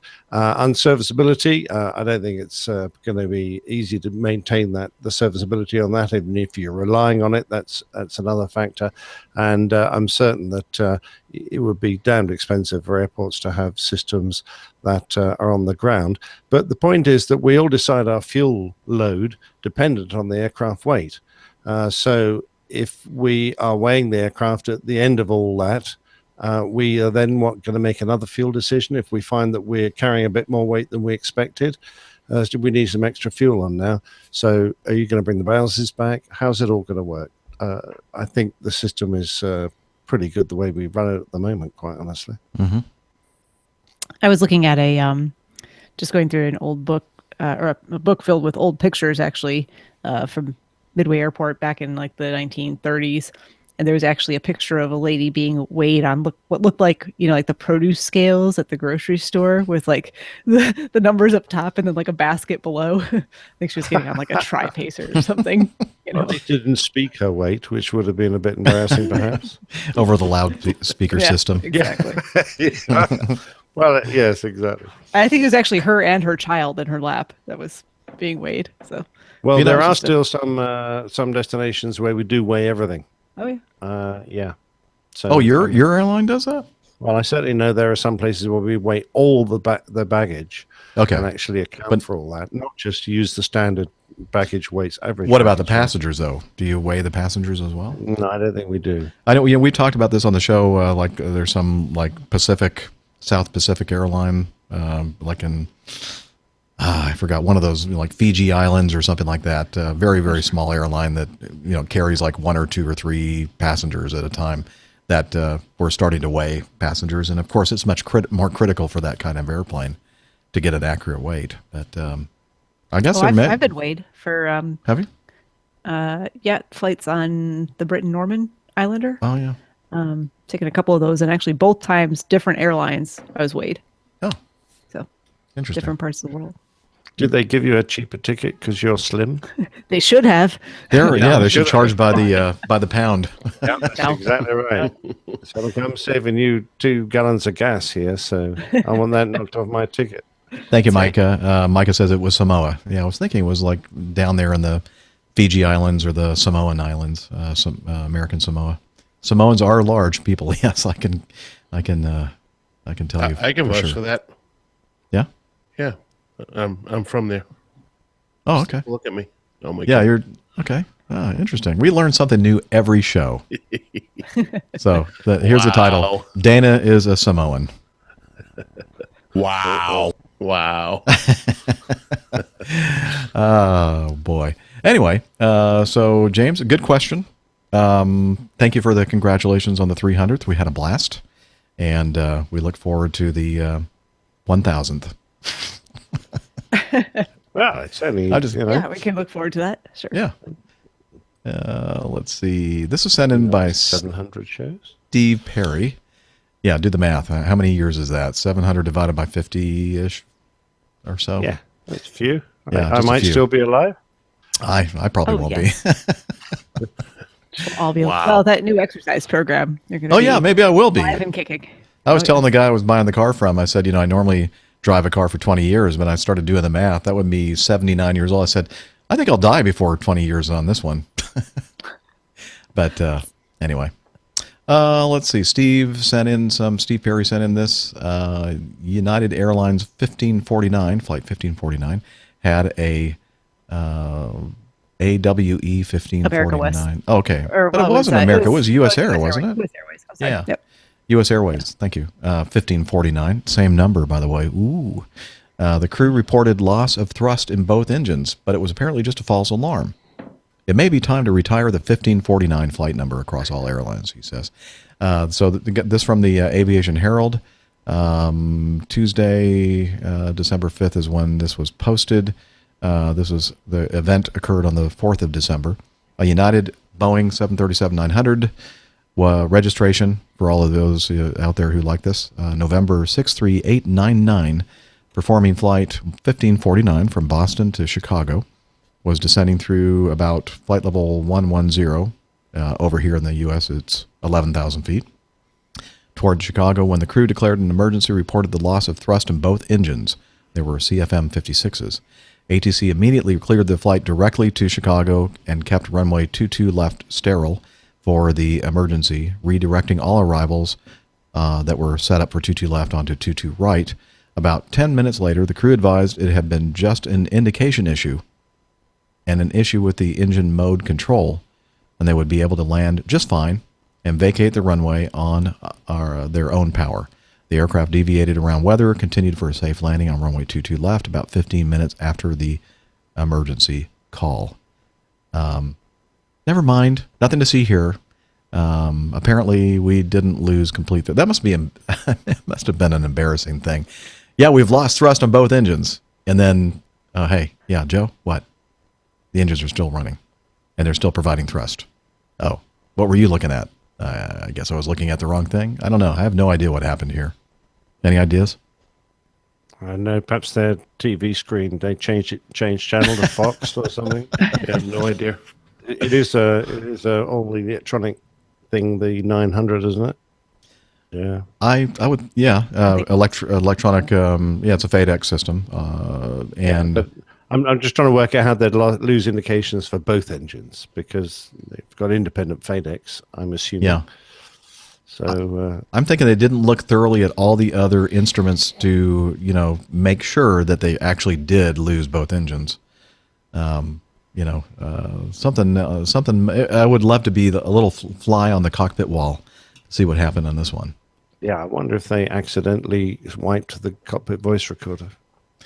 Accidentally, of course. Yeah, that's the only way it ever happens. Can't they still recover? I know. There's the button to erase the CVR, but I've heard that they can recover several layers back from a CVR. It just takes a little bit of investigative work. Could be, yeah. It's like when you're erasing something on your computer hard drive. It's not really gone. It's still there. It's still fine stuff.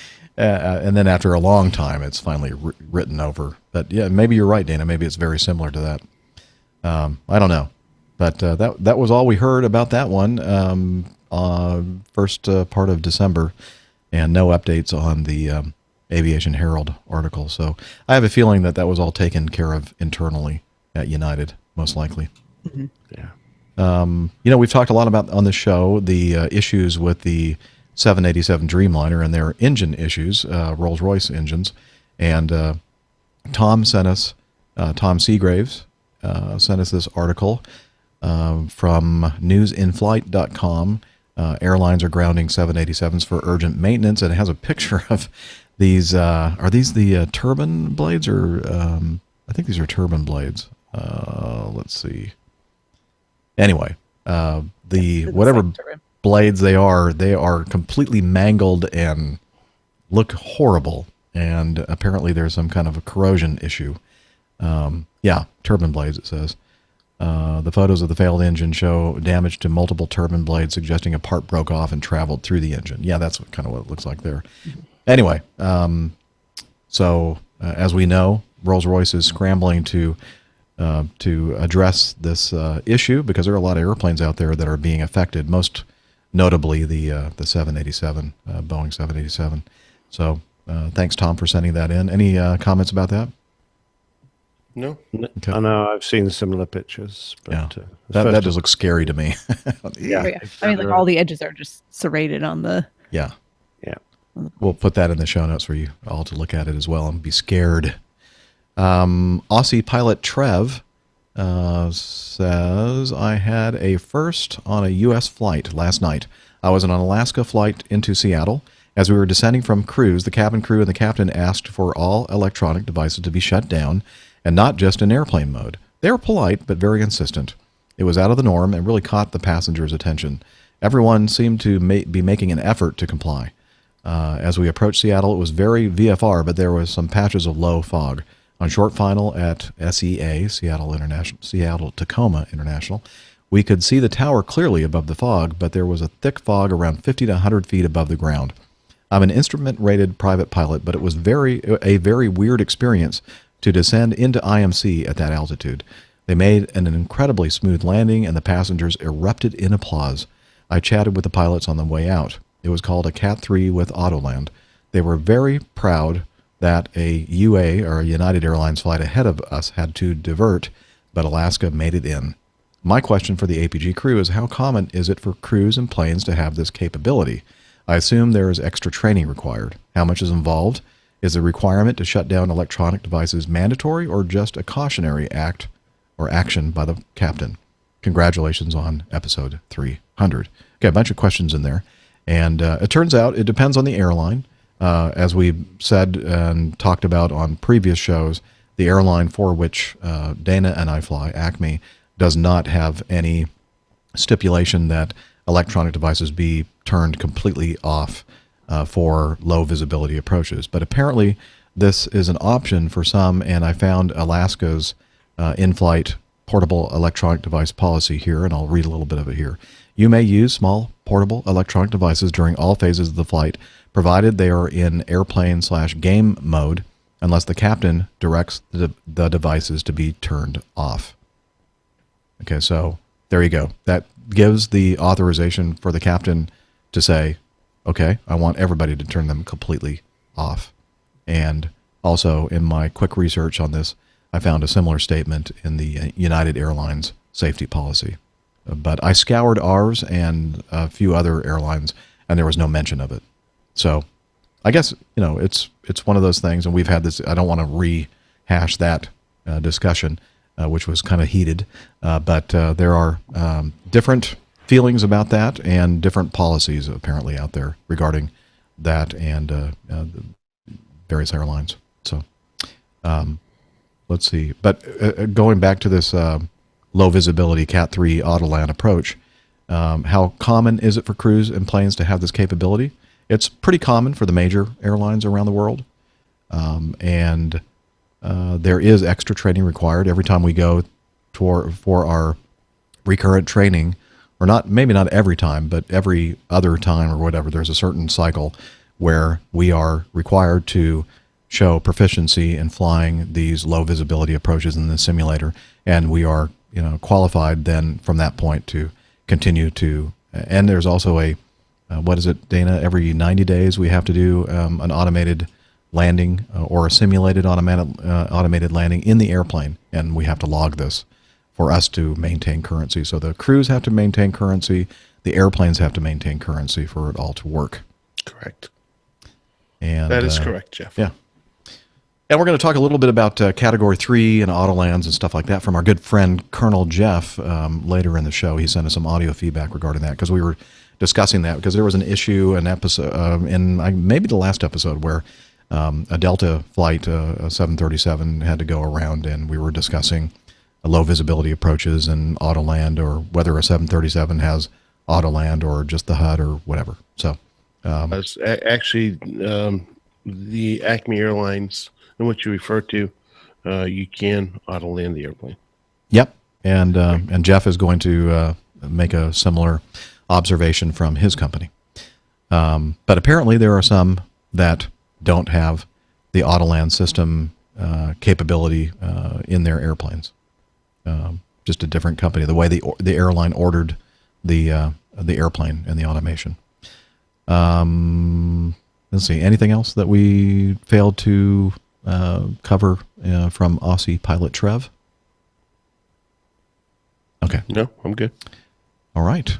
You know what? Why don't we do? We'll do this out of order since we're talking about Autoland. Why don't we go ahead and play that piece of audio feedback that Jeff sent in? So take it away, Colonel Jeff. Hello, APG community. It's Colonel Jeff. I got a note from Captain Jeff about wanting some information about the 737 heads-up display system Autoland capability after the last episode and some of the feedback that was in the chat room about the Delta incident at Atlanta last November. So I'm a captain on the 737 at American Airlines. Our aircraft all have HUDs. And because we have a HUD, our aircraft are not certified to do the standard Autoland. We do not do Autolands at all. Yes, I can do a Cat 2 or a Cat 3 approach, but I hand fly the aircraft. Only the captain can do it because only the captain has the heads-up display. The reason for that ability is because the flight director in the heads-up display is so much more accurate than the flight director available on the primary flight display in the cockpit. When I was a co-pilot on the airplane, I always used to wonder why the captain was always moving the yoke so much when he was doing an ILS approach, Cat 1, 2, or 3. And then I got to see the HUD, and you are chasing this little ball all over the place. You have a flight path marker, which looks like a tiny airplane. So it's a fuselage with a tail and two wings. And you're chasing the flight director, which is a smaller ball, circle, that you try to put inside the circle of your aircraft. So you're chasing that thing, and it is extremely sensitive. I mean, it is the most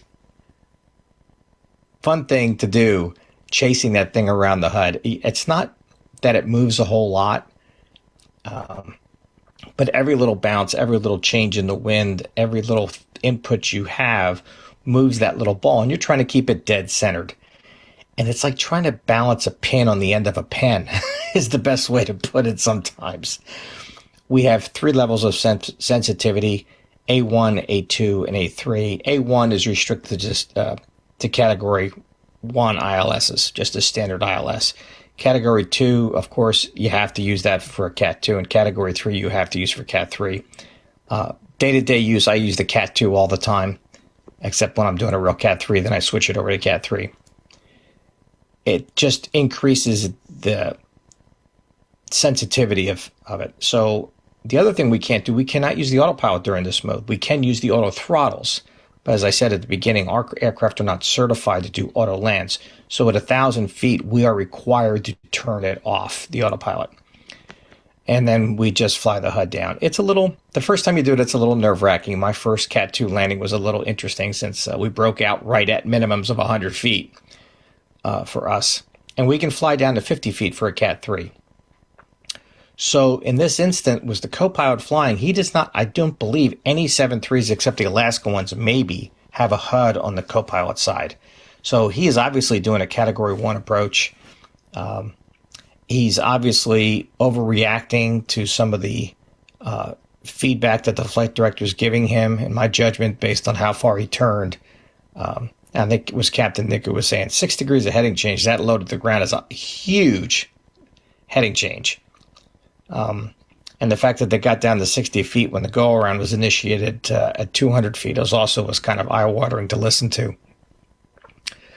So that's how our aircraft are configured. I do not know how Deltas are. I doubt that Delta would keep them certified to Autoland because it's expensive. That's why you have the HUD, because it's cheaper to have the HUD than to keep the airplane Autoland certified, because it costs a lot of money to keep the autopilots up and running to those specifications. As they were talking about, they do practice Autolands in their MD-80s all the time, and I remember doing it in the MD-80 and on the 7.5 and the 767 as well, and in the A300. And it was just something we had to do every so often to recertify the airplane. And that's something we don't have to do on the 737 because it's hand flown. We as captains have to log a HUD landing, so many HUD landings every so many months, just to keep current. and it's something we track. And I try to do it whenever the weather's low, do a real Cat 3, and I brief it that way, and I fly it as if I was going all the way down to 50 feet at minimums. So, but that's the 737 and how we fly it. Again, it's also interesting that this was a 900 because, like the 800 that I fly, our approach speeds are extremely high. If he's coming in with that kind of bad weather at Atlanta, where the visibility is that bad, the ceiling is that low, I'm sure he's got a couple alternates that aren't that close. So he's probably landing near max landing weight, which means his approach speed is probably pushing 155, maybe even 160 knots. So he's moving across the ground a lot faster than most other airplanes are. Jeff, I don't remember what the Mad Dog approach speed was, but I don't remember being anything much above about 130. I know on the 757 at max landing weight, the approach speed was only 130 knots. So the 7.3 is quite a bit faster than most other aircraft out there. And doing a Category 1 in the GU, things happen a little bit faster. Not a whole lot, but just a little bit. So with that, I'll end this. I hope you've all had a wonderful New Year. I'll be celebrating mine in Kansas City. I'll be on a trip and where it's going to be freezing cold. So I hope this year brings good wishes for everybody and wish all of you a happy New Year. Bye-bye. I thought that was one of us. It was actually Jeff's background. Yeah, printer. Oh, was that what it was? Okay. Yeah, it sounded like a jet ink printer. Oh. Well, anyway, thanks, Colonel Jeff, for sending that in. And as we discussed momentarily right before we played your audio feedback, the jets that fly for Delta, the 737s, all have auto-land capability, in addition to the HUD and the capability to hand fly down to 50 feet on a Cat 3. That's right, Dana? I got that right? Yes. Okay. 50 also, feet on Cat 3, that's correct. Also, Tom Dugan. Well, actually, hold on, Jeff. It depends on the equipment and the certification of the runway as well, the approach. Okay. So there are some that are not so low. Oh, okay. Dispatcher Tom also sent Dana and I some information about that. He was looking at some of their manuals as far as maintenance considerations when certain components are inoperable, and the manuals made it pretty clear that Autoland was installed on all of Delta's 737s, but they have both capabilities, I guess we should say. All right. So hopefully that puts an end to that discussion. It's an interesting one, though. I didn't even know that you could do that on a HUD. So it just shows my level of general aviation knowledge. And I'm going, well, actually, that's quite an impressive feat, going down to 50 feet, following the ILS beam. And I'm surprised he says that they have to chase the ball quite hard, because I would have thought you would have to be incredibly smooth and just really peg it. And if you were starting to chase the ball, it would be quite easy to go out of limits. I wonder if there's any automatic monitoring that says, right, you're out of limits now, you've got to throw the approach away. I wonder how that side of it works. I don't know. I don't know enough about that system. I don't know either. I was trying to picture exactly that, what you're looking at on the HUD there, though. That was a really good description, the way that Colonel Jeff described it. You can almost envision it like, being a target that you're chasing and trying to match the ball with the target. So yeah, I've never personally in real world flown the HUD either, but I have had the opportunity in the simulator to do so, and it is very accurate, and it's amazing how reliable that thing is. So it puts you right into the touchdown zone every time. I think actually I would trust it more than, in some regards, than the Mad Dog Autoland system. Because it keeps the pilot in the loop, and you're continuously flying the airplane all the way down. Yeah, I think most of us would feel more comfortable actually, because when you're flying an Autoland approach, and I'm sure we could all agree, it is very nerve-wracking, because you are essentially flying almost like you're flying the airplane. Your hands are on the stick or the yoke and the throttles, and I mean you're ready to take over at if anything goes wrong, and it's kind of nerve wracking when the automation, the airplane's flying itself doing it, and most of us I think would be more comfortable if we just were flying the airplane, and then we wouldn't be surprised. Yeah, and Steve in the chat room says, I'm guessing he must fly the same type of approach. We do have a HUD approach warning if out of HUD tolerance. So something obviously squeaks at him. Perhaps it's his nervous first officer. I don't know. It could be. I mean, I can't remember if I mentioned this or not, but we had a pretty low approach not too long ago, back in December, where we were relying on the Autoland system to get us in, and fortunately had just cleared up enough. Had, I think, 2,800 RVR, something like that, and the airplane came down to about 20 feet. The autopilot was trimming to try to land the aircraft, and it just started flying back away, ballooning away from the runway, and autopilot just kicked off at about 20 feet and said, "Your airplane." That was supposed to be an auto land. Yeah, you better be ready to take over if that ever happens. Were you in the clear when that happened? Yeah, as I said, it was about 2,600 RVR. Oh, okay. It had just come up. We were talking 900, 1,000-foot RVR, so it was quite hairy. If it was a no crap 500-foot or 600-foot, 50-foot decision altitude.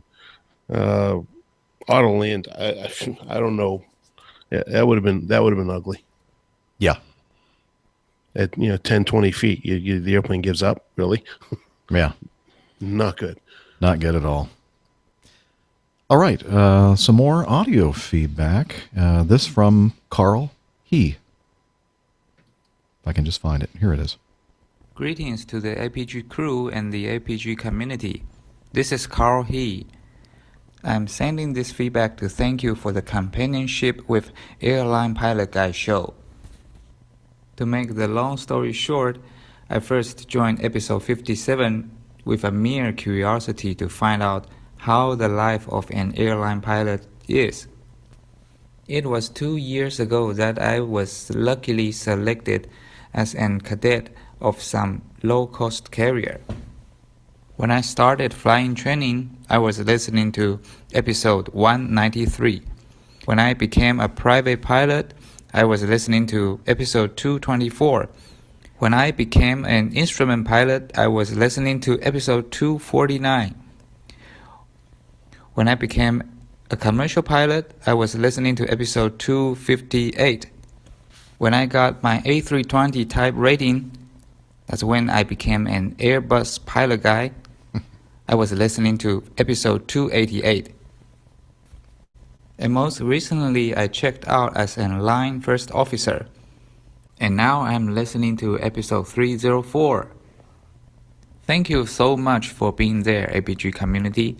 I think it's time to buy the crew coffee and become a patron.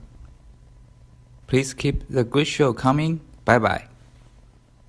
Well, we can only do one thing and just say congratulations, Carl, for being there and sharing your journey. And I remember getting feedback from Carl, several times years ago, and that is so awesome when you feel like you know somebody for a while and you know the journey they're going through. And we kept saying, keep us in the loop and let us know what's going on. And I really liked the way he incorporated, what episode was happening at the time when he made these milestones. Of time, Yeah. That's really fun. Thanks for sending that, Carl. Yeah. Yeah, that's interesting because it's obviously an ab initio program, and I think that's probably the future of most of the airline pilot structure of people coming in. Not obviously in the immediate future in the States, but certainly it's something that I think will happen. Yeah. I think that we're seeing that general direction, aren't we? Yes. Yeah. Congratulations. Yeah. Thanks, Carl. Well done, Carl. I love that Airbus pilot guy. There you go. A different APG.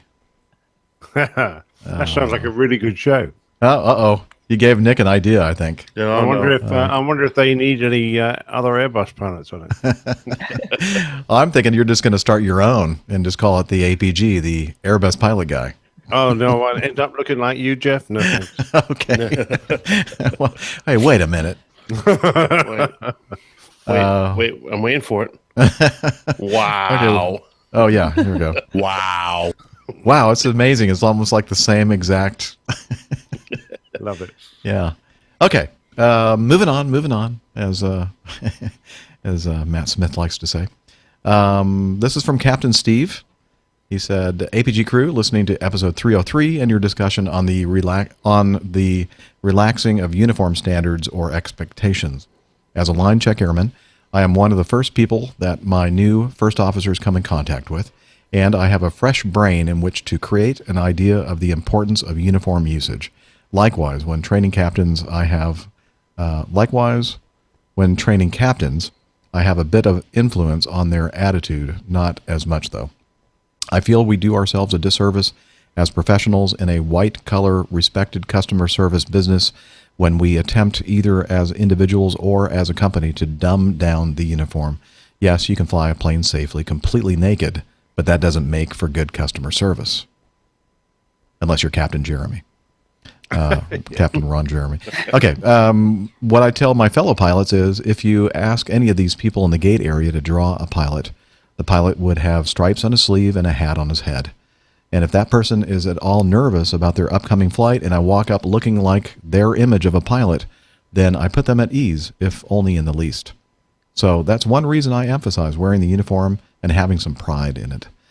I didn't work my tail off to get to where I am just to try to hide what I am when at work. Why dumb myself down? Again, that's Captain Steve. Well put, sir. Yep. By the way, I'm just assuming that's a white collar. White collar, yes. Collar. Yeah, I was wondering about that when I was reading it. I thought, do I need to go back and see if I forgot? Yeah. We'll just clarify that for Steve. White collar. Sure okay. Collar.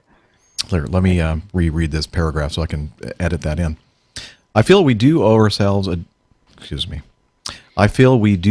disservice as professionals in a white-collar, respected customer service business when we attempt either as individuals or as a company to dumb down the uniform.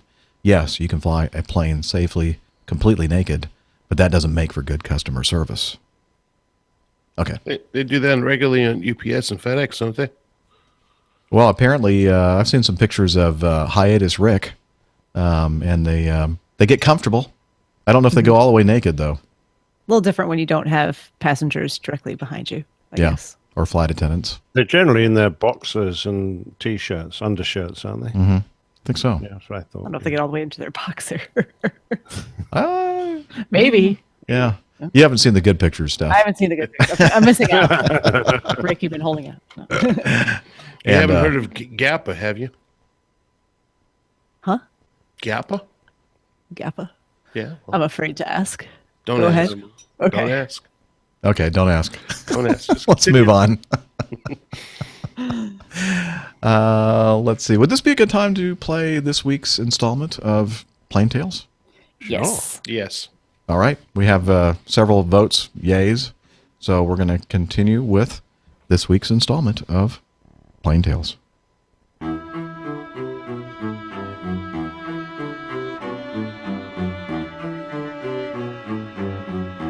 The old pilot's Plain Tales. Talk to me. In aviation, voice communication is a vital ingredient and often the only medium available to pass information. No conversation is more vital than that between the pilots and those who smooth their progress through the air traffic controllers. Controllers rightly pride themselves on their ability to safely move metal through the skies, but we're all human, and when that essential link breaks down, not just between air and ground, but on the flight deck itself, it can have devastating consequences. It was always going to be a foul night at New York's JFK Airport. It was late in the evening of January the 25th, 1990, and the weather was even worse than forecast.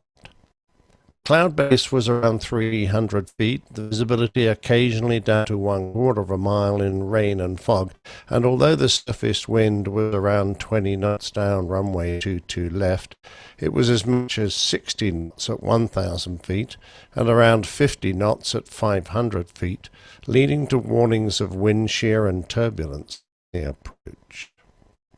Avianca Flight 52 had departed Bogota, Colombia, earlier in the day, and on making an en route stop at Jose Maria Cordova Airport, the dispatcher and the captain discussed how much fuel to take. They carried enough for their journey, plus their final reserve, fuel for the alternate airport of Boston, and some holding fuel and taxi fuel. On top of this, the dispatcher ordered an extra 4,000 pounds, that's about 1.8 metric tons. Before departure, the captain suggested that they use a different runway so they could get an extra 2,000 pounds, 900 kilograms, onto the aircraft, taking it up to their maximum takeoff weight. It was later established that the JFK weather given to the crew at Cordova was some 9 or 10 hours out of date, and the forecast for Boston was no longer within limits for an alternate airfield. Just after 3 in the afternoon, the Boeing 707 got airborne, bound for JFK. On the 6th floor of a building in Washington, D.C., at 800 Independence Avenue, lived the Central Flow Control Facility, which managed the airspace of the National Airspace System and ensured that the number of arriving aircraft did not exceed the capacity of the airports and en route sectors. The CFCF was, to put it politely, giving JFK a very optimistic landing rate of 33 aircraft per hour, whereas the arrival rate should have been set at a much more realistic 23 aircraft per hour. When the weather worsened, the reaction was too slow to prevent a significant backup. An initial ground stop for inbound traffic wasn't sufficient to abate the airborne holding, which had already begun to build up. Aircraft continued to pour into the sectors surrounding New York, and holding times were mounting. Unaware of what was ahead, Flight 52 was at flight level 370 and working its way through Miami's upper airspace. On the flight deck that day was an experienced 51-year-old captain who had been with Avianca 27 years and had some 16,000 hours flight time, of which over 1,500 was on the venerable 707. His first officer was 28 and had 1,800 hours, but only 64 hours on type, having recently converted.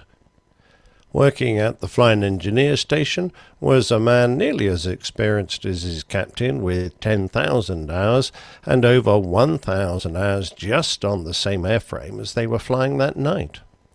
Despite his long career, what became obvious during the flight was the captain's poor grasp of English. Not once during the flight did he use the radio, even when vital information needed to be passed, leaving all the air traffic communication to his younger and less experienced co-pilot. Avianca had a contract with Pan American World Airways to provide flight following within the United States, specifically for flights returning to Colombia, but despite having out-of-date weather forecasts, no effort was made to contact them to discuss the weather changes, the ATC situation at JFK, and the available alternates. The first inkling that things might not go as smoothly for them as they hoped came to the crew of Flight 52 when they were given holding instructions over Norfolk, some distance from JFK, for nearly 20 minutes. The crew complied without comment, perhaps believing that when the hold ended, they would be on their way again without further delay. However, not much further into their journey, the Washington sector informed them that they would again be holding over Position Boton. This delay lasted an additional 26 minutes, and perhaps feeling concerned, they asked Washington what the situation was like at their diversion, Boston. They were informed that Boston was open and accepting traffic, and to also expect as much as 30 minutes of additional holding in the New York area. When being placed into these holds, the controllers were passing expect further clearance times. From the conversation on the flight deck, it may be that the crew were confused as to what these times meant.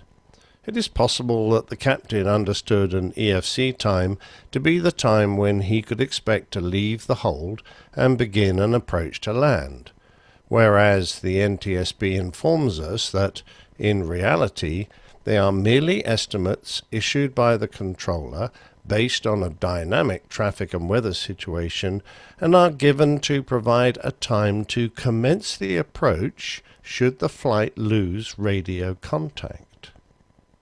It appears that, without any other information, the Avianca crew were planning their fuel reserves and ability to reach their diversion based on these times past. After leaving the boat on hold, they were moved tantalizingly close to their destination before again being held at position Cameron. Their first EFC time expired about 8 minutes before they joined the Cameron hold, and they were given another for 2039, about 9 minutes into the future. When their controller issued yet another EFC, this time for 2105, the captain finally realized that they were in a serious situation and they needed to commence their approach very soon. The first officer asked for an estimate, and the reply, at first, sounded confident when the controller said that he might be able to get you in right now, stand by one. However, their hopes were dashed when they were advised, "We just got off the line, it's indefinite hold at this time." Flight 52 replied with, well, I think we need priority." The controller asked how long they could hold for and what their alternate was. A little while later they replied that they could hold for about 5 minutes, that's all we can do. On being asked again for their alternate, they replied, we said Boston, but it is full of traffic, I think." The controller asked them to say again the alternate airfield. "It was Boston," the first officer replied, "but we can't do it now. We run out of fuel now." It was clear that, expecting an approach before this point, the captain had allowed his fuel state to reduce below the point at which he could safely divert. Not only that, as was subsequently revealed, the aircraft was already critical for its destination. It is apparent from the radio recordings that while holding at Cameron, they first expressed a need for priority, that they could only hold for 5 minutes and that they couldn't reach Boston. Whether the crew believed that these transmissions to air traffic control conveyed the urgency for emergency handling is unknown, but during the subsequent vectors towards the airfield, their question should have been answered when they were given a turn away from JFK in a long racetrack that delayed them several further minutes. It should have been obvious that their controllers were treating them as routine traffic and not with any priority. At this point, if not earlier, they should have declared an emergency. It was now that the cockpit voice recorder became available, and the transcript shows us that the first officer clearly mistakenly believed that they are giving us priority. The flight progressed to the instrument approach for runway 22 and ILS. The aircraft had enough fuel to make the approach, but the flight engineer was clearly concerned about the low fuel levels in the main tanks, as he reminded the captain that, should they go around, they shouldn't use a pronounced pitch or acceleration, as the engine fuel pump intakes might be uncovered, leading to fuel starvation. The approach was going to need careful thought for another reason. With some 60 knots of wind at 1,000 feet, and only 20 knots on the ground, there was going to be some wind shear, but this wasn't the main problem.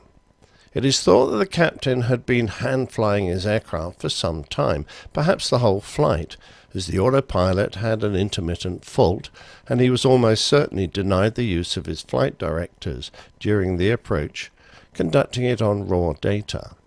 He would have been tired and under a great deal of stress considering his fuel state. An everyday rate of descent to maintain a proper path to the runway would not work out on this approach. With a high headwind, his ground speed was much lower than usual, and he would have to fly with a correspondingly lower rate of descent. This the captain failed to do, and on intercepting the glide slope, his aircraft immediately descended below the correct path until the needle was almost at full deflection.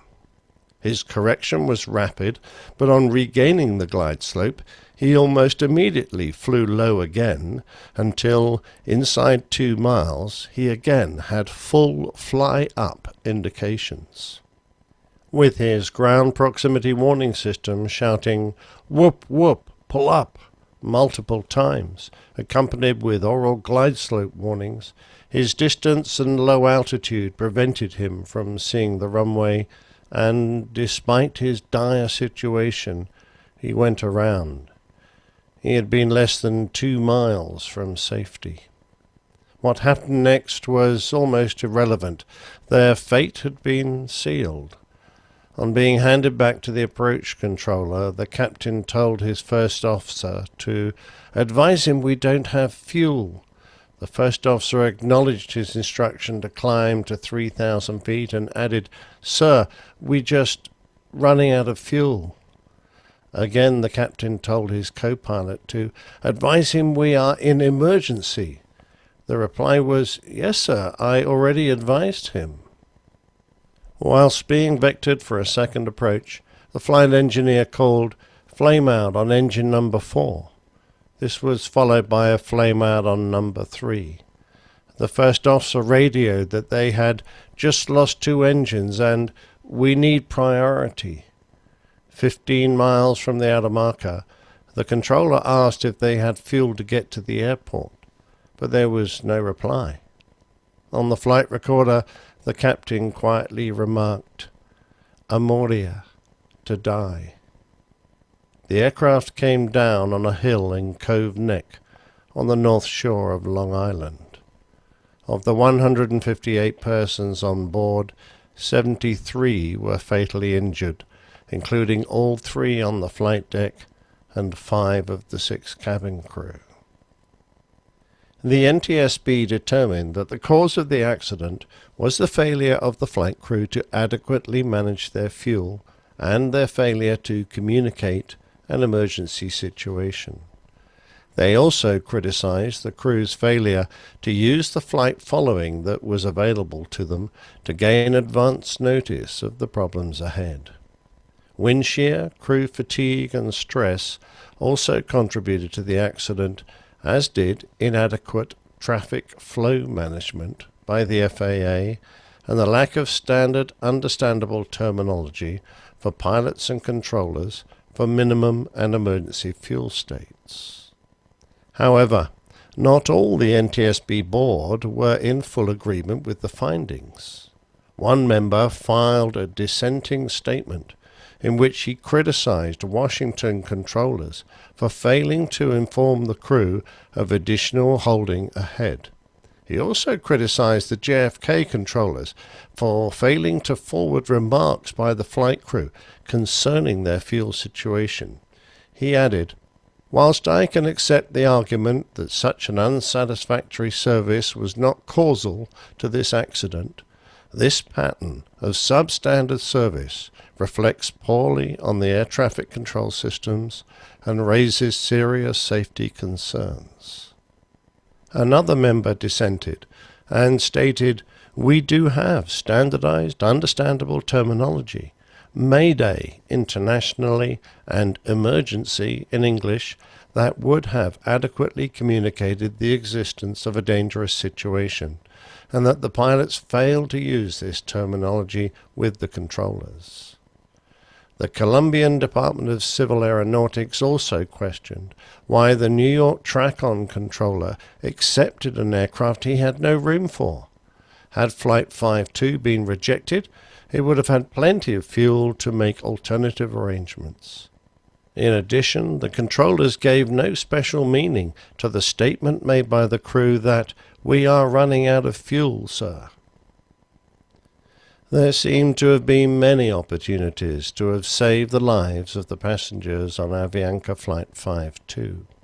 Had the first officer been more forceful and fully explained the situation that they were getting into, instead of imagining that a request for a priority was the same as calling Mayday or declaring an emergency? Had the controllers sought an explanation for the crew's repeated expressions of concern about their fuel state? Finally, despite his age and experience, had the captain's skills been honed enough to land from a difficult but quite flyable raw data ILS, everyone would have walked away safe and well.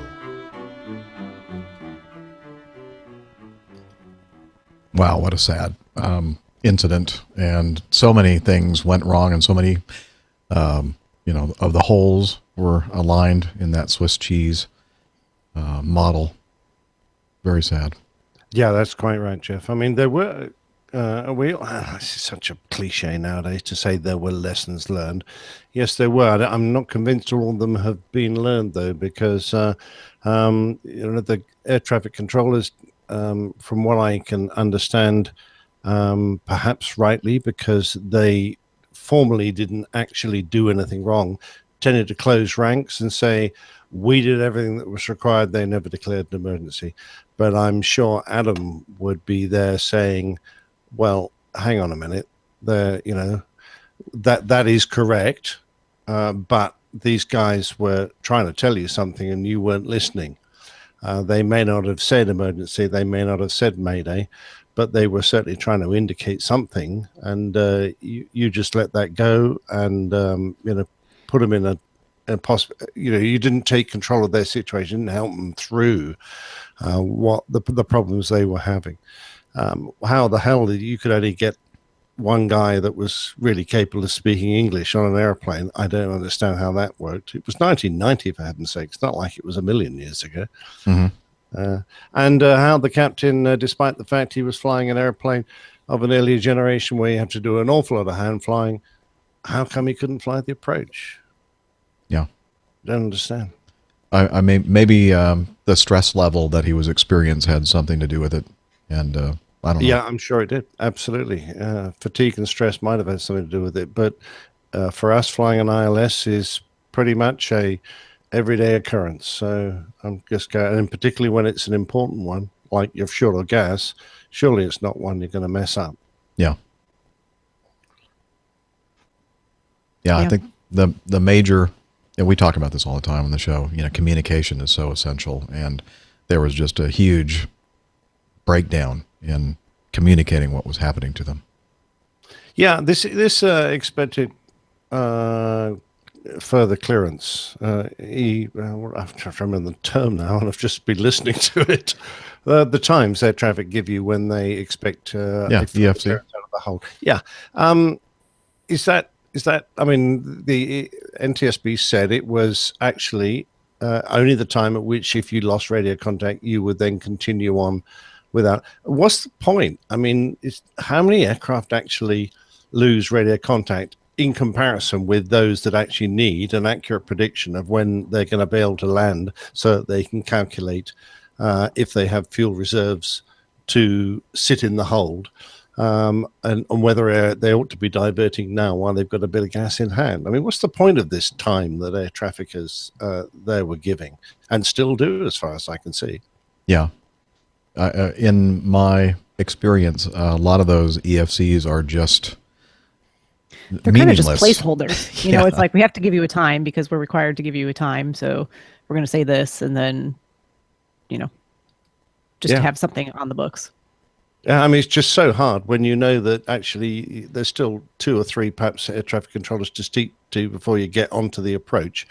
And this guy's not really giving you any indication as to how long your total flight time is going to be before you get on the ground. I mean, that's, for me, that as a captain trying to plan my fuel figures and work out whether I need to divert. And if I know that it's completely impossible for me to get in, I will divert as early as possible so that I can get to where I need quickly, turn the airplane around, get back to my destination when the weather improves or whatever. But Right. what is the point of having times that mean nothing? And why on earth aren't there times that are actually accurate, that allow us to make these calculations properly? That's the frustrating thing I find. 17 years down the road, I don't think. Sorry, 1990. Yeah, 27 years down the road, I don't think anything's improved. I would say that in my experience, things have improved a little bit, and it seems to me now, if you're going to do like a double hold situation like what they were experiencing, the controllers will tell you they're holding here, but they're also expect to hold at a point further along your route, just to kind of give you a heads up, and perhaps that stemmed from this accident, and maybe that's the reason why they tend to give you that information. They seem to communicate a little bit better in the last, I'd say, 5+ years or so, in my experience, especially when it comes to these types of situations, and also weather situations. That's another place where they tend to be a little bit more proactive and alert you to things that they're seeing on their radar. And where back in the day, you were pretty much on your own. If you didn't happen to know that there was a thunderstorm out there and didn't have your radar on, you were in for a big surprise. Well, I'm glad things are on the up. Yeah. But you're right about the EFCs, especially here in the U.S. They don't seem to be, they seem to be more fairy tale than actuality. But the thing it does for me, it's a requirement. Like you have to, it's just part of what has to be done for a hold. So yeah. It's given, but whether it's accurate or not. And if you do lose communications and all of a sudden you pass your EFC time and you start doing something that they're not expecting you to do and they can't communicate with you, they're going to go, okay, I know what's happening here, and let's move everybody out of their way because they're NORDO, no radio. That's what that stands for. And the thing that it does for me mostly is when I listen to all the other flights and hear what their expect further clearance times are, it gives me an idea of where I am in the line of people trying to get into Kennedy or LaGuardia or whatever. Yeah.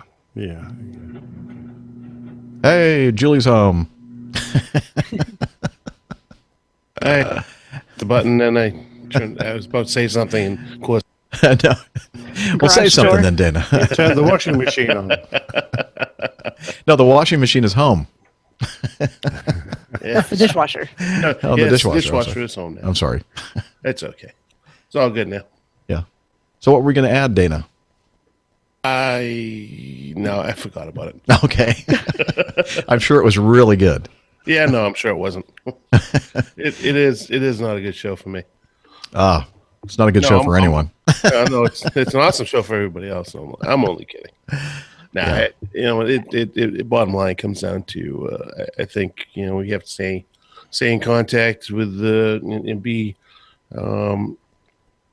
these are things I actually am starting to think about as a future captain. I'm starting to think about scenarios like this crash and fuel situations, and what do I need for divert fuel, and how do I handle air traffic control and all the other situations, because I've been sitting fat, dumb, and lazy for 16 and a half years, a little bit there as a captain at the regional level, but pretty much just been sitting back and kind of just supporting and acting in a good first officer role and supporting. So it's interesting to listen to this scenario and think, and of course listen to both you and Nick and think about what and how I would react and how I would how aggressive I would be, because as a Northeasterner I tend not to be aggressive at all. I'm very quiet and very reserved. Yeah. I don't tell anybody what I think. So no. Yeah, No. not at all. So, So We've all that experienced that. Yes.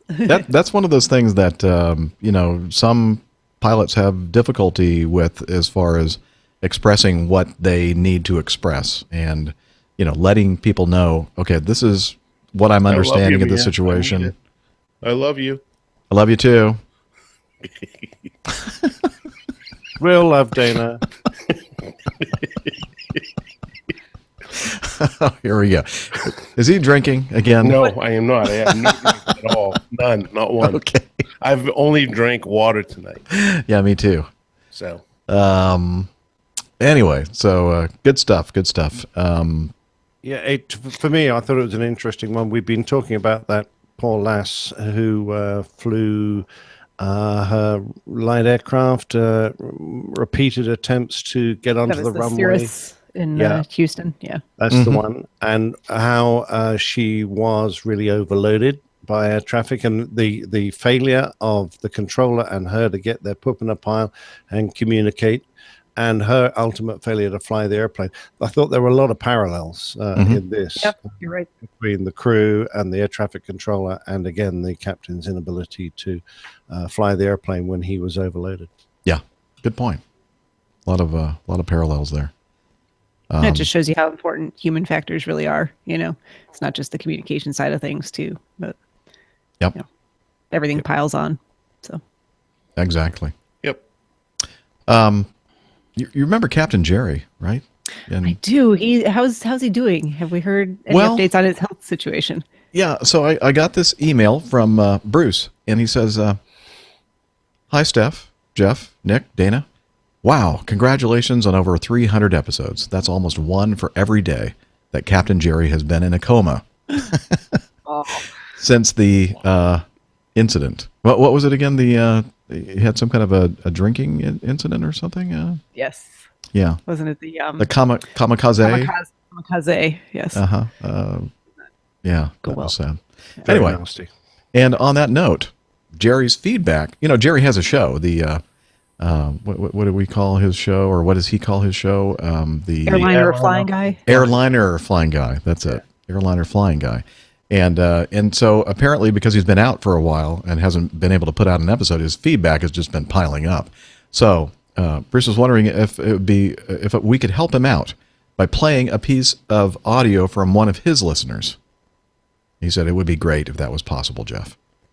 Yeah, we're going to do that right after I read this next paragraph. As for Jerry himself, he has almost tapped out the charity that is looking after him, the Flying Sisters of Mercy Hospital. So if people want to help him, they can visit patronizeme.com, where we have amended his whiskey fund. Now, people can type in Airliner Flying Guy /whiskey fund /keep me alive to contribute. Just $5 will keep him alive for an additional 30 minutes. It's not much to ask people. So It's really they not. need a lot of people to donate to keep him alive for, what is that? 24 times 2 is $46 will keep him alive for a day. Did I do that math right? No. No, I didn't do that right. No. 24 times 5. Oh, I'm that's sorry. a lot more. No, you did it right. You did it right. 12 times 30 minutes. No, I so- think you did it right.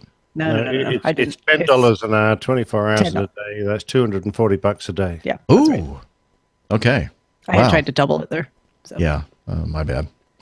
Anyway, he says, you are all an asset to the aviation community and keep up the good work. Okay, so he included this audio feedback that one of Jerry's listeners sent to him on his show. So here we go. Well, hello, Captain Jerry. My name is John Plain, and I thought I'd send you some feedback, and I hope you get better soon. At the moment, I'm over JFK forming a circle with some other airliners. I've heard there's some Comanches in the area, Piper Comanches, that is. Anyway, I think we're okay because they're at a lower flight level.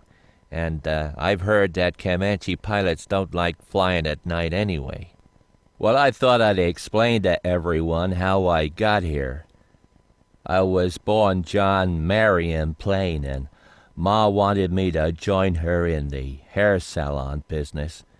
Well, I'd work with her on a Saturday, but I tell her customers I'll wash your hair, but I sure as hell won't blow dry it for you. Well, it wasn't long before I started chasing that dream and became a pilot. I started out flying skydivers. We had one fellow there that wouldn't leave the plane. I went back and reasoned with him. I told him, well, life is tough, but it's tougher if you're stupid. I said to him, now I'm not gonna push you out of the plane. The hell I won't. Well, I pushed him out of the plane. And I must have made some miscalculation with the wind because he ended up wrapped around a flagpole. Anyway, when I got down, I told the police to cut that man down. Well, they cut him down, and he seemed okay. Anyway, it wasn't long before I managed to join Alpha Airlines just like you, Jerry. I met their exacting standards, and I got to fly the Mad Dog just like you. You know, I believe a pilot ought to be able to wrestle a plane to the ground. We had this English guy flying with us once, Vic or Nick or something. Well, he couldn't handle a Mad Dog, and he went off to fly one of those fancy French Airbuses. Last I heard. When are you gonna stop flapping those gums and land this damn thing? Well, don't pay him no never mind. That's just Rusty, my F.O. Well, I guess it's time to say adios, Jerry. And sure hope you get better. Could you be more annoying? It just sounds like my interactions with my first officers. Could you be any more annoying? No. Just kidding. That's what they're saying to you. Yeah, I'm sure. So you know what is amazing about this is the feedback that he gets is very similar to the feedback that we get. It's just crazy, the parallels. Yeah, and you just almost just like change the names. Yeah. Anyway, that was great. So it was good to hear. At least we didn't hear from Captain Jerry. We're all praying for Captain Jerry we're to pulling for him. recover. You can pull through this, Jerry. Yeah. And I hope that we don't have to play another piece of his audio feedback from his listeners in the future, so that Jerry can get back on track and start cranking out those episodes. But anyway, that was interesting, I thought. It was great fun. It's fun. Yeah. Let's see. You ever heard of this guy named Glenn? From by the way, he's gonna talk about it here in his feedback, so I'll address that here after we play. Glenn from Wellington. Hello, my fellow APG syndrome sufferers. It's Glenn Towler here from New Zealand with some feedback. Wellington, New Zealand, which is actually the North Island, Jeff. Or are you saying I was from the South Island? But anyway. I was seeing a lot of stuff on social media about people are sick of emotional support animals and fake service animals on airlines in the US. I'm just so glad we don't actually have that's such a thing in New Zealand. You bring an animal onto the plane, it goes in the hold, and that's it. No, But anyway, of course, the best way to get rid of this is to airlines are charging fees. You want to bring your dog, pet pig, pet turkey, pet Shetland pony. That'll be $50, please. And as soon as they start doing that, all these emotional support animals will just disappear like fog on a summer's day. And it's just a matter of time before one of these animals does something really stupid or attacks someone. So it's just a ridiculous farce. It's a fad and a fashion, and it needs to stop. It's just ridiculous. Anyway, that's my 10 cents worth. I hope to see you all in the chat room on the next episode of APG. Merry Christmas, if you hear this beforehand. Glenn out. Well, thank you, Glenn, for the holiday greetings, and we hope that you had a great Christmas as well. And I know that Glenn was with us in the chat room earlier. I don't know if he's still there or not. Yeah, I think he's just at the top of that thing there. Yeah, and yeah, couldn't agree more, Glenn. Yeah. Get rid of the damn things. Wasn't there an incident not too long ago? Where a service animal caused a problem? Yeah, attacked the passenger. I didn't hear about that. I think we talked about that on the show, as a matter of fact. Oh, okay. Was that the crocodile?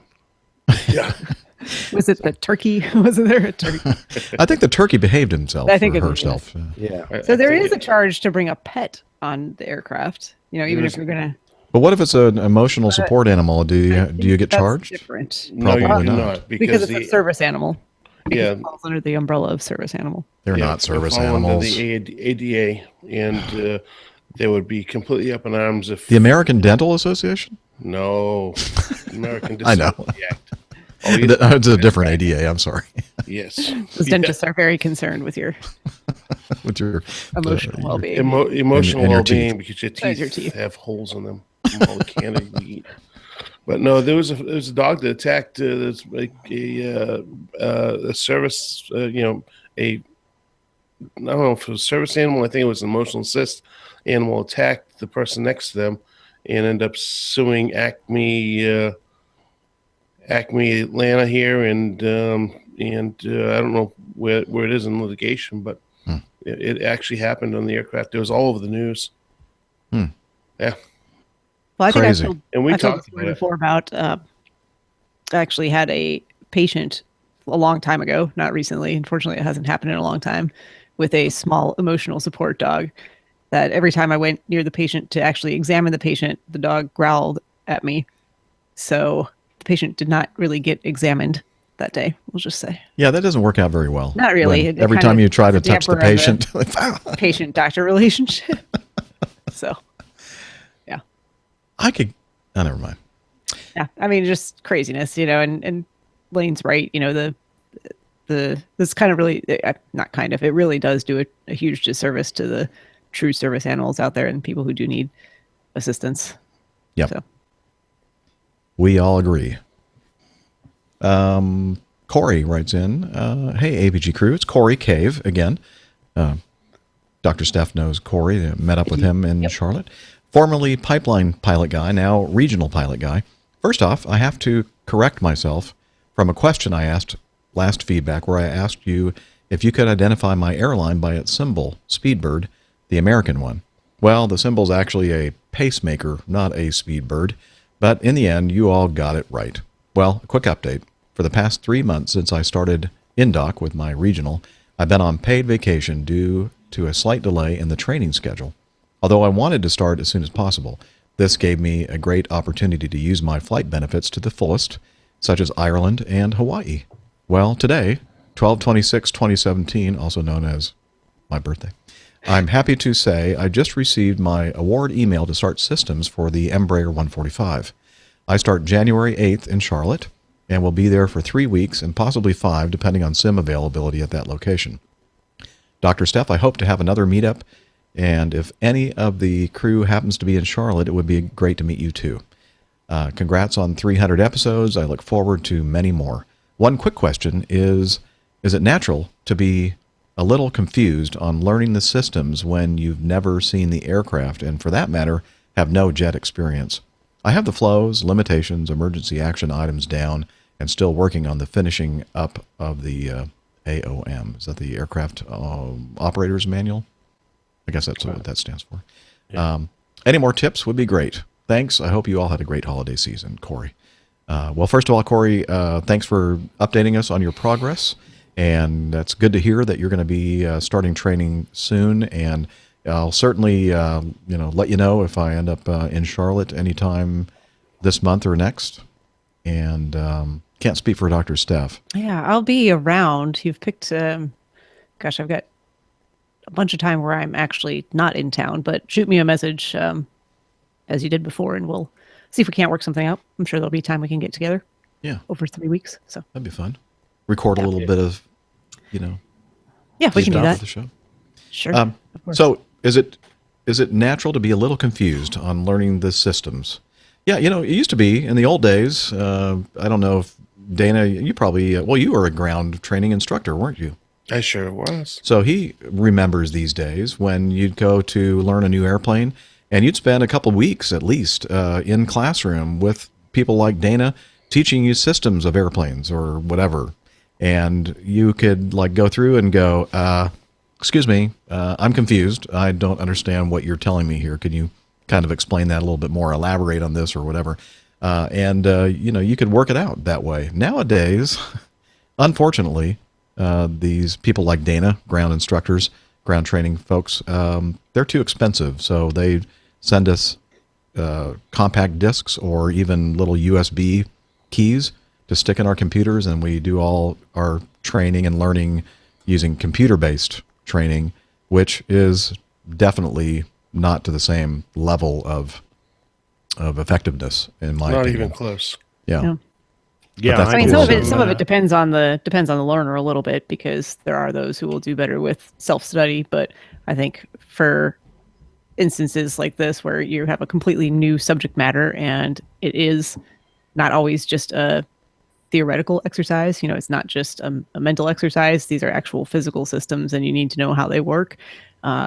In person is probably at least part of what you need to get you through that.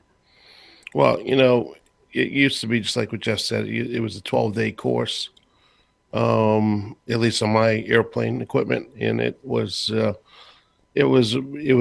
only classroom taught, but also it was practical application of what you've learned. So, in other words, you come in, we talk about a particular system. Let's say just pick electrical. Then we go over to the CAPT, and then we actually put our hands on the electrical system, flip the switches, watch what happens. And that's the way it went through for 12 days. And you come back next day and review that system. So it really did a service to go ahead and enforce the knowledge level of the pilots that were out there to not build the airplane necessarily, but understand what it's doing.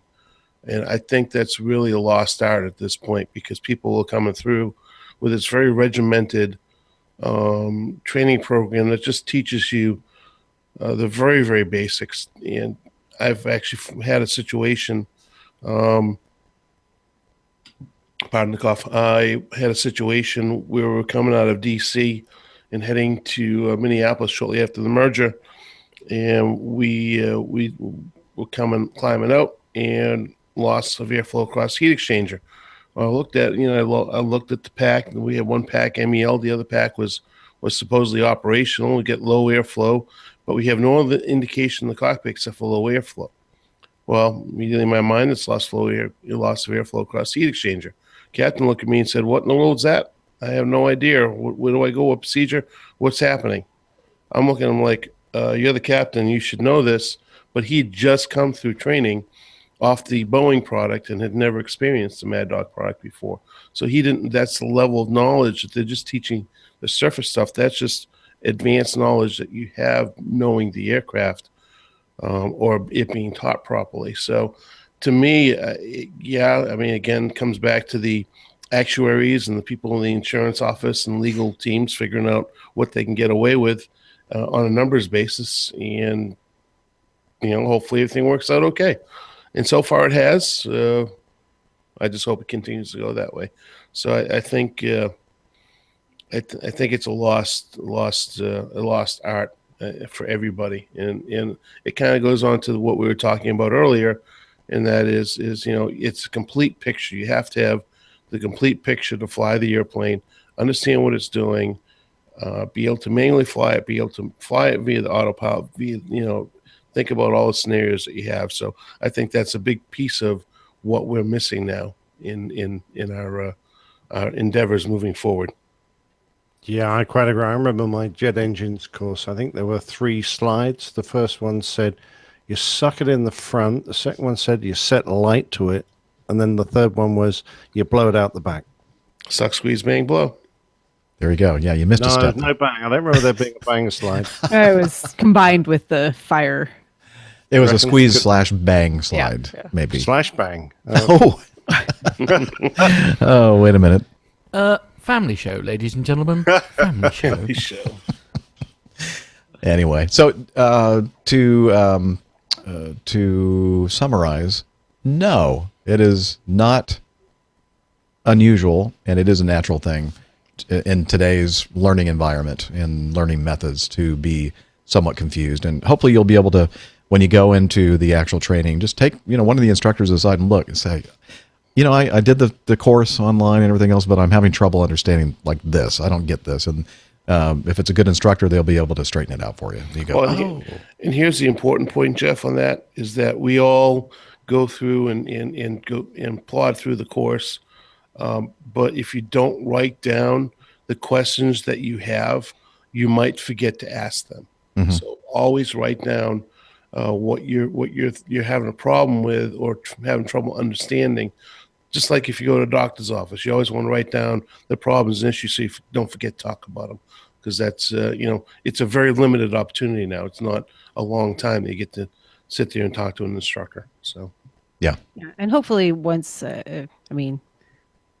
once you have your eyes on the aircraft and get back into that training environment, hopefully those pieces that are missing kind of come together a little bit more for you. I know that they will. So yeah, that's kind of the intent of how this works now. But if it doesn't, like Dana said, have those questions written down, be specific about them. Well, wait a minute. Isn't Corey the guy you were telling me about, Steph, that you said something like, he's not the sharpest knife in the drawer. I never said or something like his elevator doesn't go all the way to the top floor. Definitely not. Oh, it was somebody else? I'm not talking about the same people. Corey's sharp guy. We're just kidding, Corey. She, Steph would never say anything like that about anybody. So only about even if it were true, well, except for me behind my back, but that goes without saying. And Dana. Yeah, especially me. I actually believe that. Okay. I don't want to digress on anything, but Lane's earlier comment on ESAs due to true service animals is a huge disservice.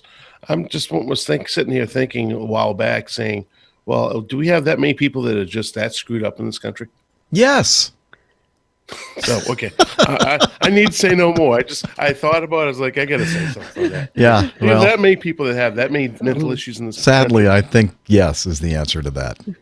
Sadly. Yeah. Well, when I saw on TV yesterday, Robert Irvine. I don't know if people from non-U.S. TV watching markets might not know who he is, but he's a celebrity chef that was in the English service that became very popular over here in the States, along with like Guy Fieri on the Food and Network. So forth. Food Network and so forth.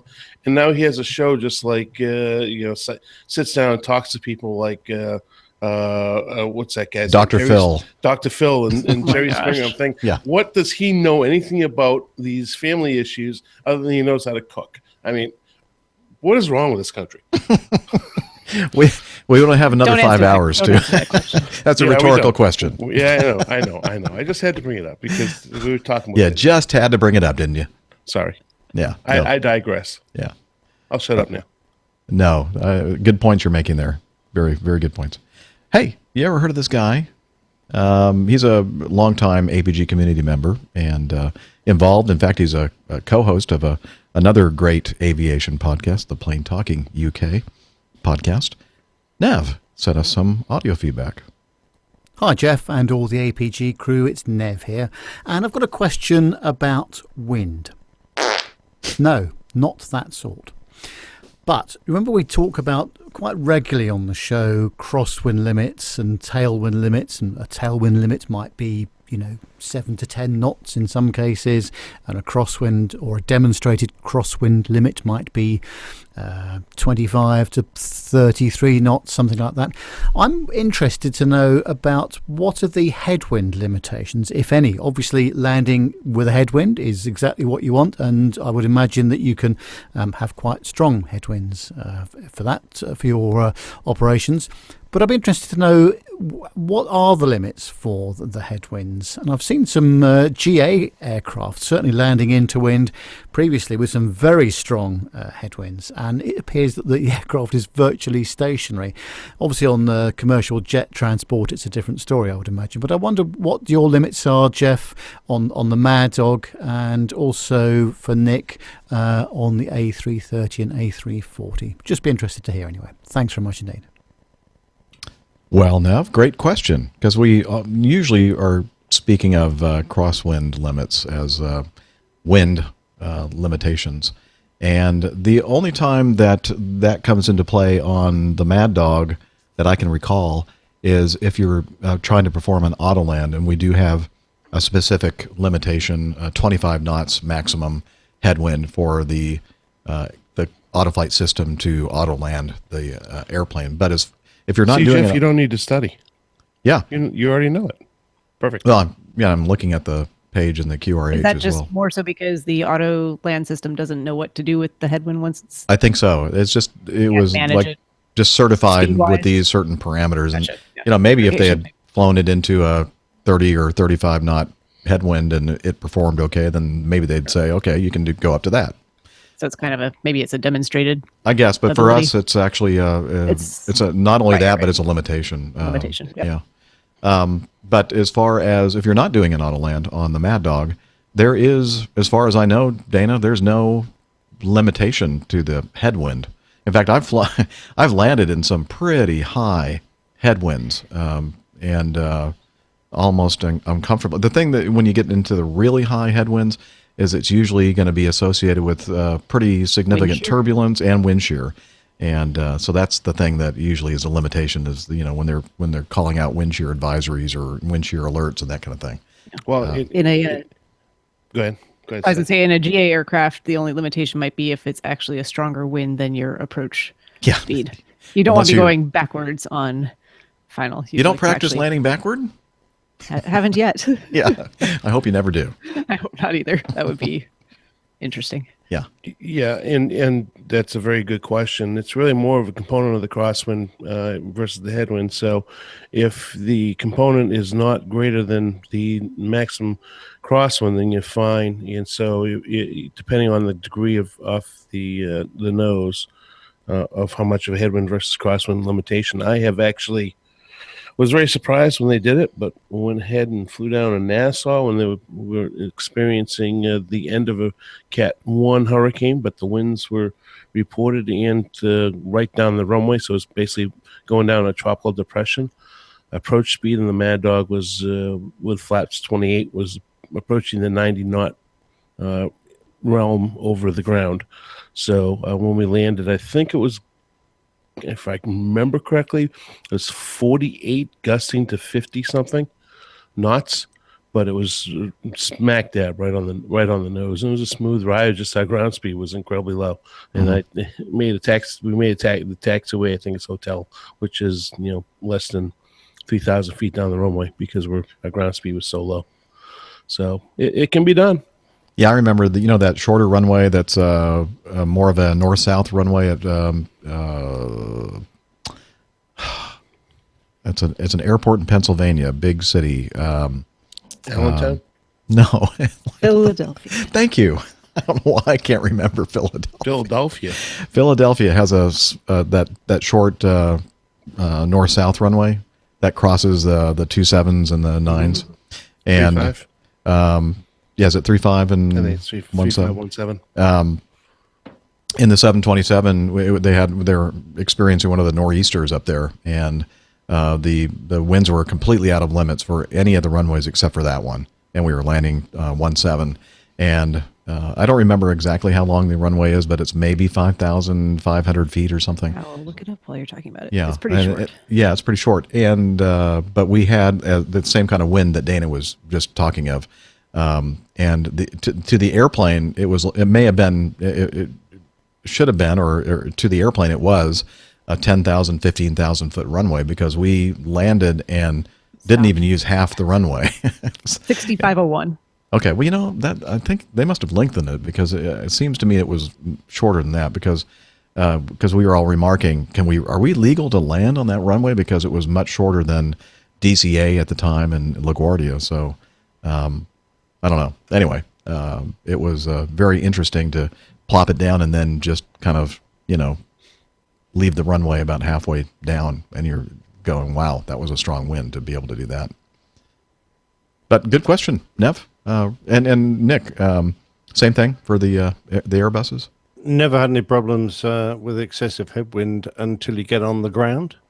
And then I landed into Shanghai in a approaching typhoon, and we spent an hour sitting because they didn't give us a remote parking spot, and the aircraft was moving around too much. One, the wind was too strong to open the doors, and two, they couldn't put a set of stairs up against the aircraft because the aircraft was like bucking bronco. It was, man. Yeah, there were passengers being sick because the aircraft was moving so much in the wind gusts, and they couldn't put stairs up because it might have damaged the airframe. So we sat there for an hour and trying to work out how to get the passengers off. And eventually some brave Japanese soul strapped his kamikaze headband on and got his 777 airborne. And that that gave us a spot against the terminal. So we got towed to the terminal in the lee of the building. Things calmed down enough for us to connect to jetway. But yeah, there's no headwind limit that I'm ever aware of. But our door limit is 40 knots unless you're into wind, in which case it's 60 knots. The door limit? Yeah, the limit on the wind limit on opening the doors. That's high. Yeah, well, we're Airbus, good airplane. Well, the kind of doors you have are ones that kind of like stay into the go into the fuselage, right? They don't kind of swing out, or do they? Yeah, they do. They go out. Yeah. Oh. Well, there you go. Brought to you by Airbus Incorporated. I don't know if a limit on ours. As long as the gust lock. Yeah, we have to have the gust lock to operate the airplane. That will down the airplane. Let's see. The gust lock, by the way, is a little device that holds when we swing out the door, it actually hooks into a little hole slot into the fuselage, and there's a latching mechanism, and it kind of keeps the door from moving until you unlatch it. Kind of like a gate, have those little things where you kind of move you put a padlock on it or something like that. No, not even close. Not even close. It's a hook and pin. That's all it is. Yeah. I think we have time to do another piece of audio feedback. Take it away, John. Hey, Captain Jeff. I've probably listened to around 80 podcasts in the last 2 months, and needless to say, my property management job would not be quite as enjoyable without hearing your banter with the crew.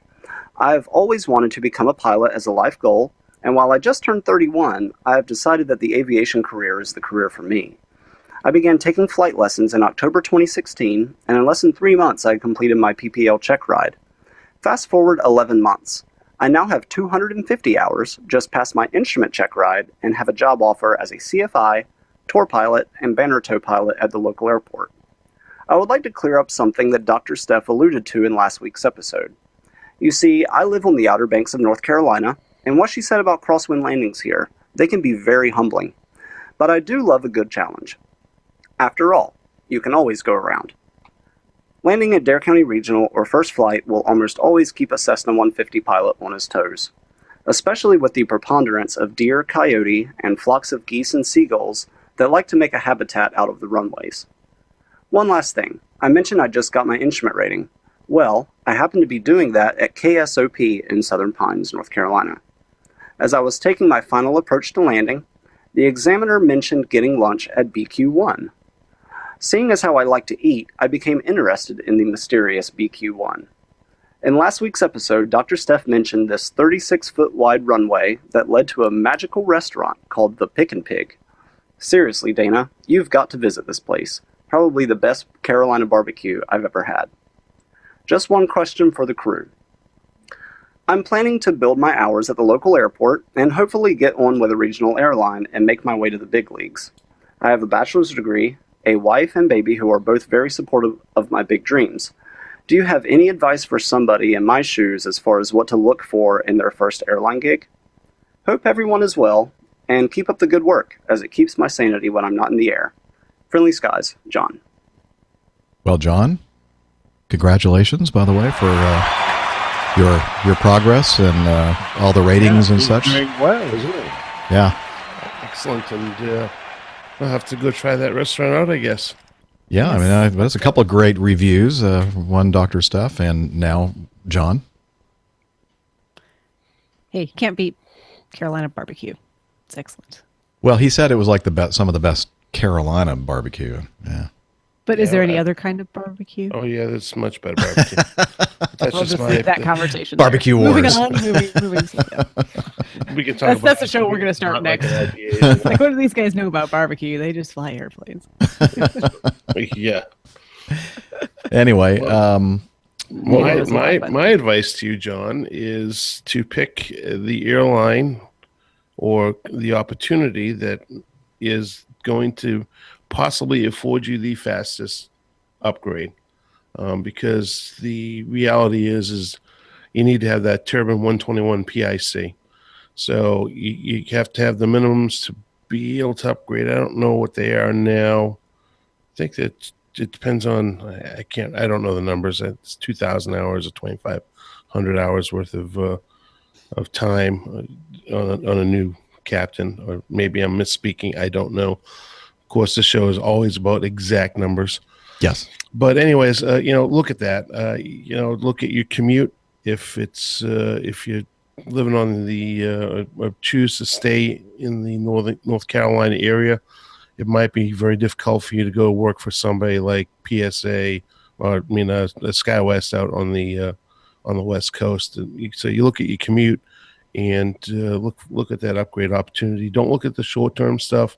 There are good companies out there. There are bad companies out there. There's a lot of rhetoric out there, but the bottom line is get in there, build your time, have a positive attitude, do some extra stuff if you can. If you're there long enough, that would be, i.e., apply for be a line check airman or volunteer, do some volunteer work, all stuff you can put on your resume to help your chances to get on with the major. Now, some of the faster track airlines, such as the ones that are associated with the majors, you might want to look at one other thing, and that is there a flow-through agreement? So once you get hired on with that at that airline, at the regional airline, do they have a flow-through in current with the mother company? I know that Acme has one particular company that is actively flow through, so you want to take a look at that as well. But you're going to find that your upgrade times at those airlines are probably going to be significantly higher. Although anything right now in the regional business, from what I understand from my friends that work over at Mini Acme here in Atlanta, that it's going away. They haven't been able to fill classes for a long time, as we heard from. Oh my God, I'm having a brain fart. We just had him on the show, my buddy. He was yeah. Yeah. Matt, Are you talking? You're talking about Matt Lauer. He was over it. He would be an excellent person to talk to right now about that. But he would be able to tell you that they were unable to fill the classes over there at Acme Baby, and they're having a lot of problems with that. So, just. He was telling me some stories that they had actually go out and to places like like FBOs at airports in the middle of nowhere and like do cold calling like salesmen. Say, what would you think about maybe flying for a living? I mean that's the level that they're. I was like, you're kidding me, and he goes, no, I'm not kidding you. It's funny. Occasionally, I get like recruitment flyers in the mail still. I think they just have a list of pilots out there who are commercial, multi-engine, instrument rated, and they just go through every once in a while and send off mailers. So we got to convince Steph that this is what you need to do. Hey, Steph, you want to hear something even more funny? What's that? I get them. You get them still? Well, they're just thinking ahead, thinking, well, how long is he really going to last at a major airline? Why would he want to stay? He's going to want to come back to the he wants to come back to the regionals. Yeah. So, it is amazing to me. I think it might be because I'm still an active CFI, but the real deal is that ALPA has tried to make an argument that it's a financial issue at the shortage, and I agree to a certain extent because it's not the financial motivation per se for somebody to become a career changer like who John we're talking about. Because for a long time there, for the last 10 years, with the stagnation after September 11th and the bankruptcies and the age 65 rule, there wasn't a lot of growth. I got a buddy of mine, Matt. He's a regional pilot. It's been there just over 11 years as a first officer stuck. Imagine 11 years after you spent $150,000 getting all your ratings, 11 years of making less than 40 grand a year.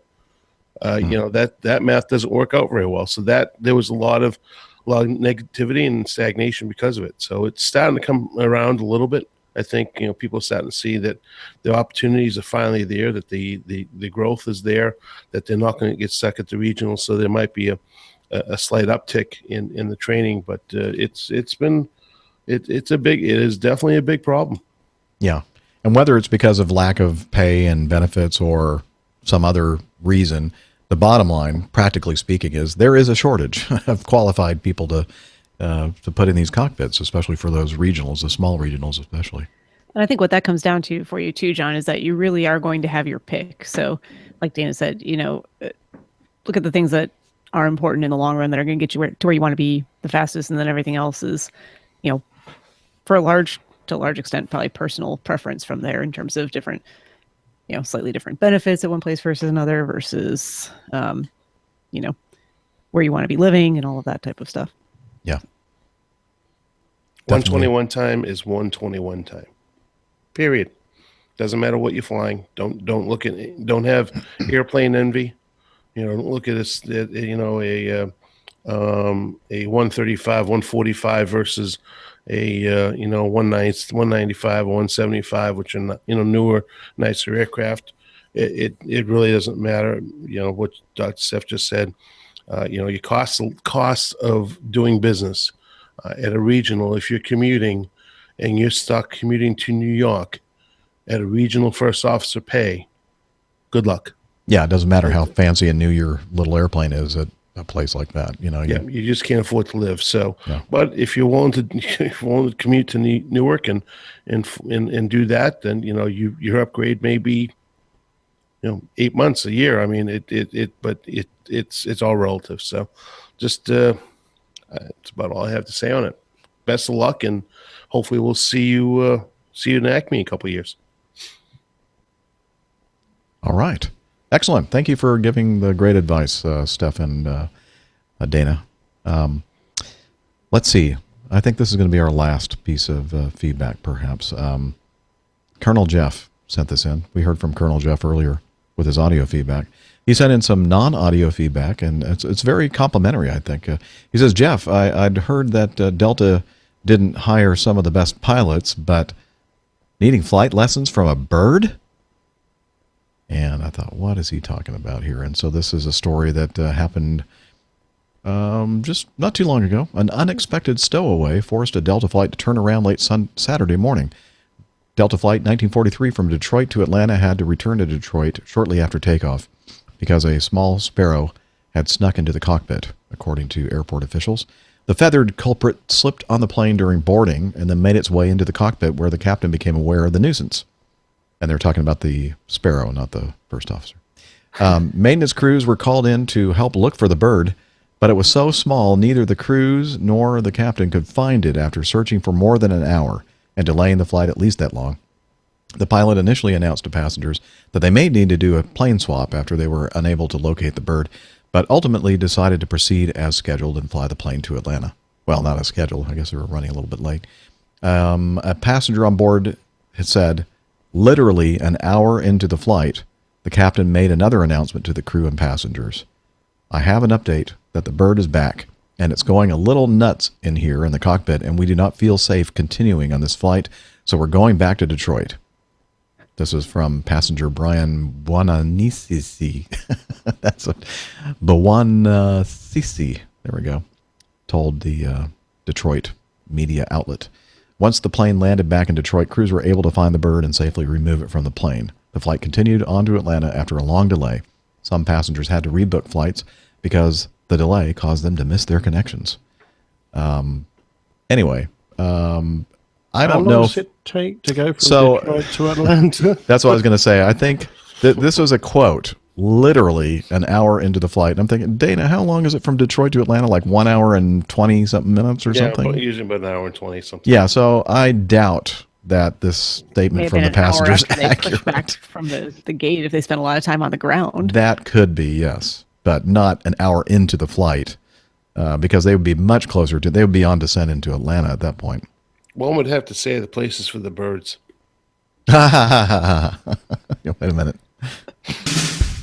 There we go. That deserved that. Oh, man. And thank you for the compliment. Well, we don't fly for Delta. We fly for Acme. So, yeah. We agree. Those idiots.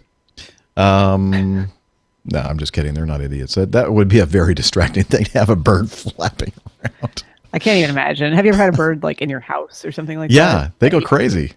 Yeah, they it's go dangerous nuts because they're stuck in there and then they're making a racket and doing all kinds of crazy things. So I can only imagine in a small enclosed environment while you're trying to work and do your job. Yeah.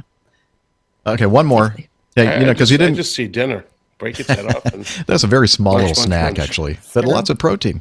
Yeah. Which I'm eating a lot of, or trying to at least, because it has something to do with muscle growth or something. I don't know. Let's see. Josh writes from Tulsa. This will be the last one, I promise. Hey, we missed the show last week, or we didn't have one, so we're going a little bit longer now, just to kind of help make up for it. And we don't want anybody suffering the APG syndrome out there, right? So, Josh sent this in. I'm going to have to invoke the what do you call it? The echo button, because I didn't load it up in the iPad. But we're gonna see how this works here.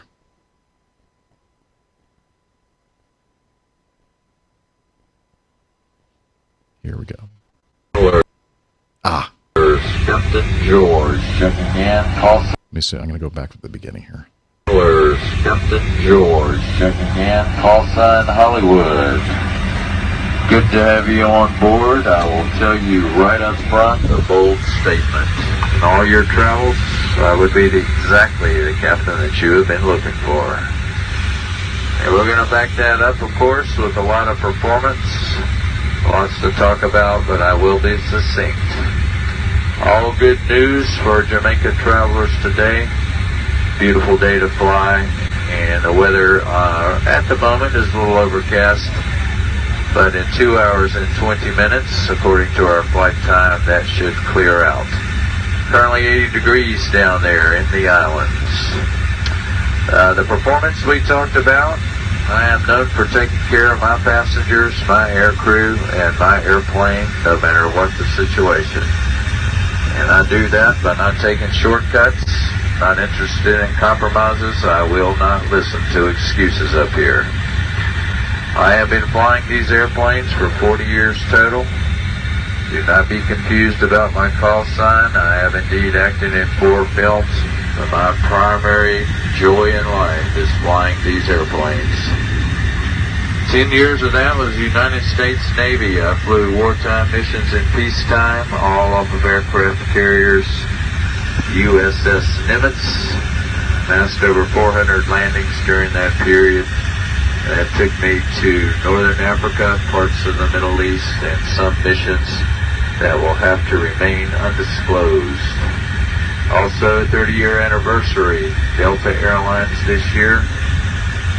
That has taken me to 6 of the 7 continents, most major and medium population centers throughout the world. I have flown the biggest airplanes that exist on the Delta property. Occasionally, I might look at some of the smaller ones.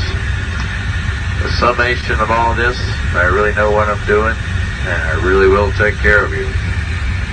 Humor is always welcome. These flights are personal. We're going to treat them as such. There's a little lightness to the proceedings. Also, I run a cabin with mutual respect. We treat you nice, you treat us nice, do unto thy neighbor. Not really an advanced concept, that's daily operations here at Delta Airlines. So I hope I pass the audition this afternoon. We're going to go anyway. And you ease into it back there. I'm Captain George. I'll take care of the business into your ticket, and I have got you. I'm out. Oh my God. What? What?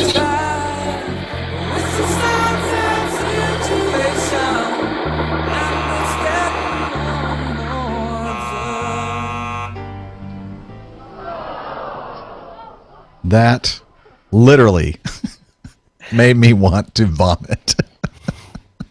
It was cringe. It was extremely. I heard a PA very similar. It may have been this guy, very similar to this, on one of the comm frequencies. I think I was making a PA, and I thought to myself, "Oh my gosh!" I mean, it's bad enough to do it on a comm free, but I'm thinking this guy's actually. This is what his PAs sound like. Can you imagine? Oh, echo button. Oh, Echo button.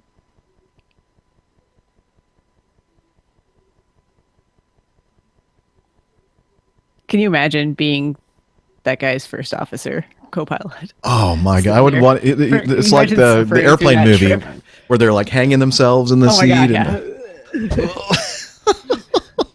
Never mind his FO. Imagine being his wife. Well, maybe that's why he flies a lot. Or you're assuming a lot either. But you know, he did act in 4 movies, and that's why he calls himself Captain Hollywood. Yes. I thought it was just somebody being facetious after listening to this recording of this PA, but I didn't realize that the guy would actually call himself that. Hey, he needed a cool call sign nickname. Captain of it. And I saw Airline. something out there. I don't know if it was something that somebody sent to us or not, but it made it sound like they thought that this was really cool. Thinking, "Oh, you're kidding me! Please be facetious about this. This is not appropriate in the least." And it would seem to me that most people would think, "I need to get off this airplane. This is a psycho up there." I'll have to get the next flight to Jamaica. Thanks. Yeah. Wow. I know. That's really all you can say. What else can you say? Wow. Wow. So That Nick, was is terrible. this what your PA sound like? How dare you? I know for sure that Nick would not sound like that at all. No, Wow. mine are much worse. Talking about tooting your own horn, man. You should hear this Yeah. Nick guy. This Captain Nick. Exactly right. Yeah. No, that's pretty sickening, quite honestly. It is really sickening. Yeah. Wow. The sad thing is, he probably doesn't realize it. No. He probably Not at all. thinks he's the bee's knees and his PAs are great and everyone loves him. And yeah, well, there you go. It's guys like that that really give us a bad name. Or really, I think. Well, I could put this hat on with the wings and the little sign that says Captain America. There you go. That's it. You should. That's what you should wear when you. That's gonna be your call sign when you upgrade to Yeah, captain. I'll be Captain America here. We're gonna go to the bar and have some beer at the bar, throw some dots at the dartboard, eat some chowder.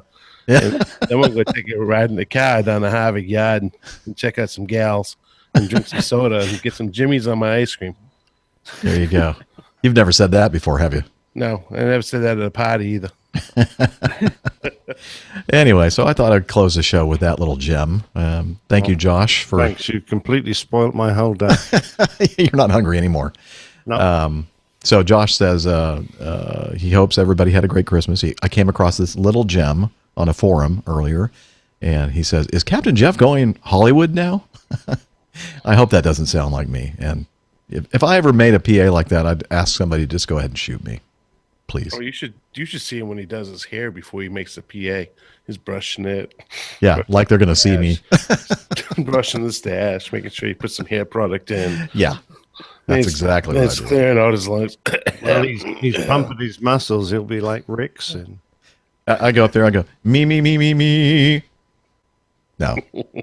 Anyway, so with that, I think it's now time for us to leave you alone and to go off on into your life and have another great week. And we hope that you have a great weekend. And we're going to be back again here next week, God willing, for episode 306. And but before we go, let us tell you a little bit about how you can learn more about the show if you're new. The Airline Pilot Guy website is airlinepilotguy.com. And there you can find out information about the crew, the community, which is the best part of all this is the community. You got to get involved. And there are a couple different ways you can do that, and you'll hear about that here soon. Learn about the coffee fund, merchandise, watch the show live, all kinds of stuff. You can listen to the podcast right there from the site if you'd like. Also information about how to get your own APG app or Airline Pilot Guy app on your iOS or Android device. And social media, we'll have our HR representative, Dr. Steph, tell you about that.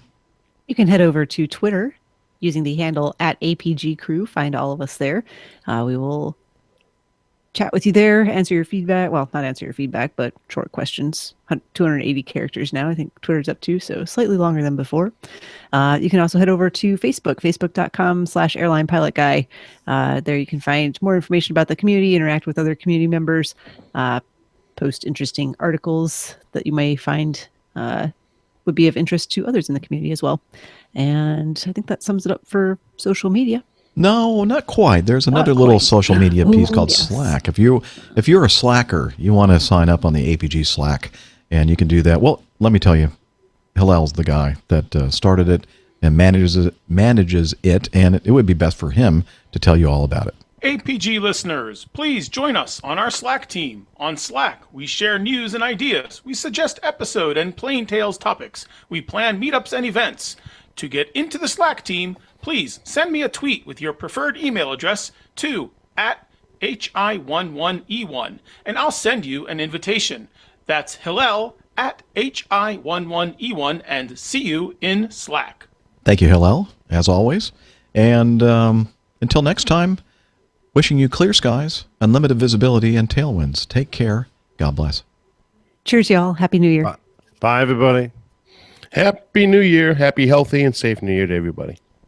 Yay. And I guess maybe Happy New Year we should do this.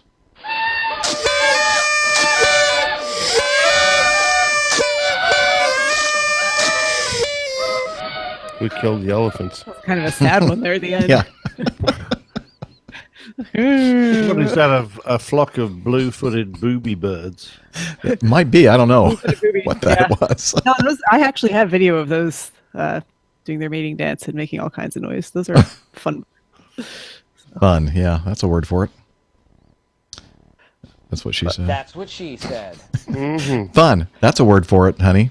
It's a family show. Yeah. So it is. I have a family show, ladies and gentlemen. Family show. Yes, Steph. I'm going to ruin that family show moment here, but we're done recording. Or we'll, Yeah, well, we're still doing the video, but you know, viewer So discretion advised. confession to make. Yeah, APG After Dark here. During that last feedback when Captain Hollywood was making his PA, I'm glad you clarified that he said he acted in 4 Hollywood films, because I really could have sworn he said he acted in porn films. I think he said 4 I think films. he said 4. I think I just misheard. You probably At go, least I- what? This guy's being really open about his adventures. Like, how did that guy not get fired? Oh, we did start the show off talking about a certain captain, did we not? Did we? Captain Jeremy? Oh yes. Yes. Captain So Jeremy? that might have been. Oh, Captain Jeremy, yes. That may have been Captain Jeremy. It may have been Captain Jeremy. Yeah. I'm just stating the obvious here. Yeah. Good point. Good point. Oh, boy. Sorry. Well, sorry for... Go ahead, Steph. No, I was having a hard time keeping it together there after you actually clarified Steph's what it mind's was. in the It was gutter, way in the obviously. gutter for the last 5 minutes of the show. Hey, Steph, it might be time to see justice. Noted. It gives new meaning to seeking justice. Right. Oh, very good. Justice will be served. Oh, sorry. This is really now after dark. Sorry. I didn't go all the way. I didn't think that one through until I said it. It wasn't good in my mind until I said it out loud. Anyway, Oy vey. I do apologize again for the site going down and everybody's issues with the feed, and also apologize for being a little rusty here today. But Rusty. we'll get. I'm sorry. That was Captain Jerry's co-pilot. Yeah, I was going to say. I mean, it's probably the best show you've put on in a long time as far as technology goes. Oh, well, yeah. You know what we did? Yeah, we didn't really have any technology snarls. No. So that's good.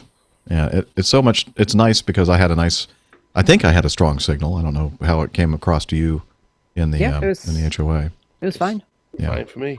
That was Yeah, everybody else was great. Your contributions and your bandwidth were awesome. So I wish it was like this every single show.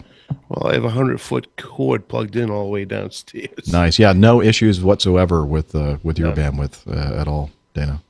We resolved that without just me having wait to get till the fiber. your fiber. You keep getting that fiber, mate. You'll be very regular.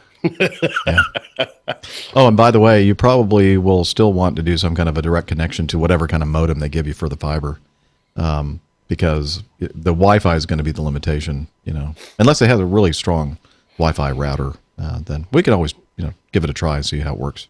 Yeah, we'll so you don't have to do the cord. I can have the cord on standby. That Yeah. way it can plug in immediately if we are not happy. So Yeah. that's not a big deal. Good point. All right.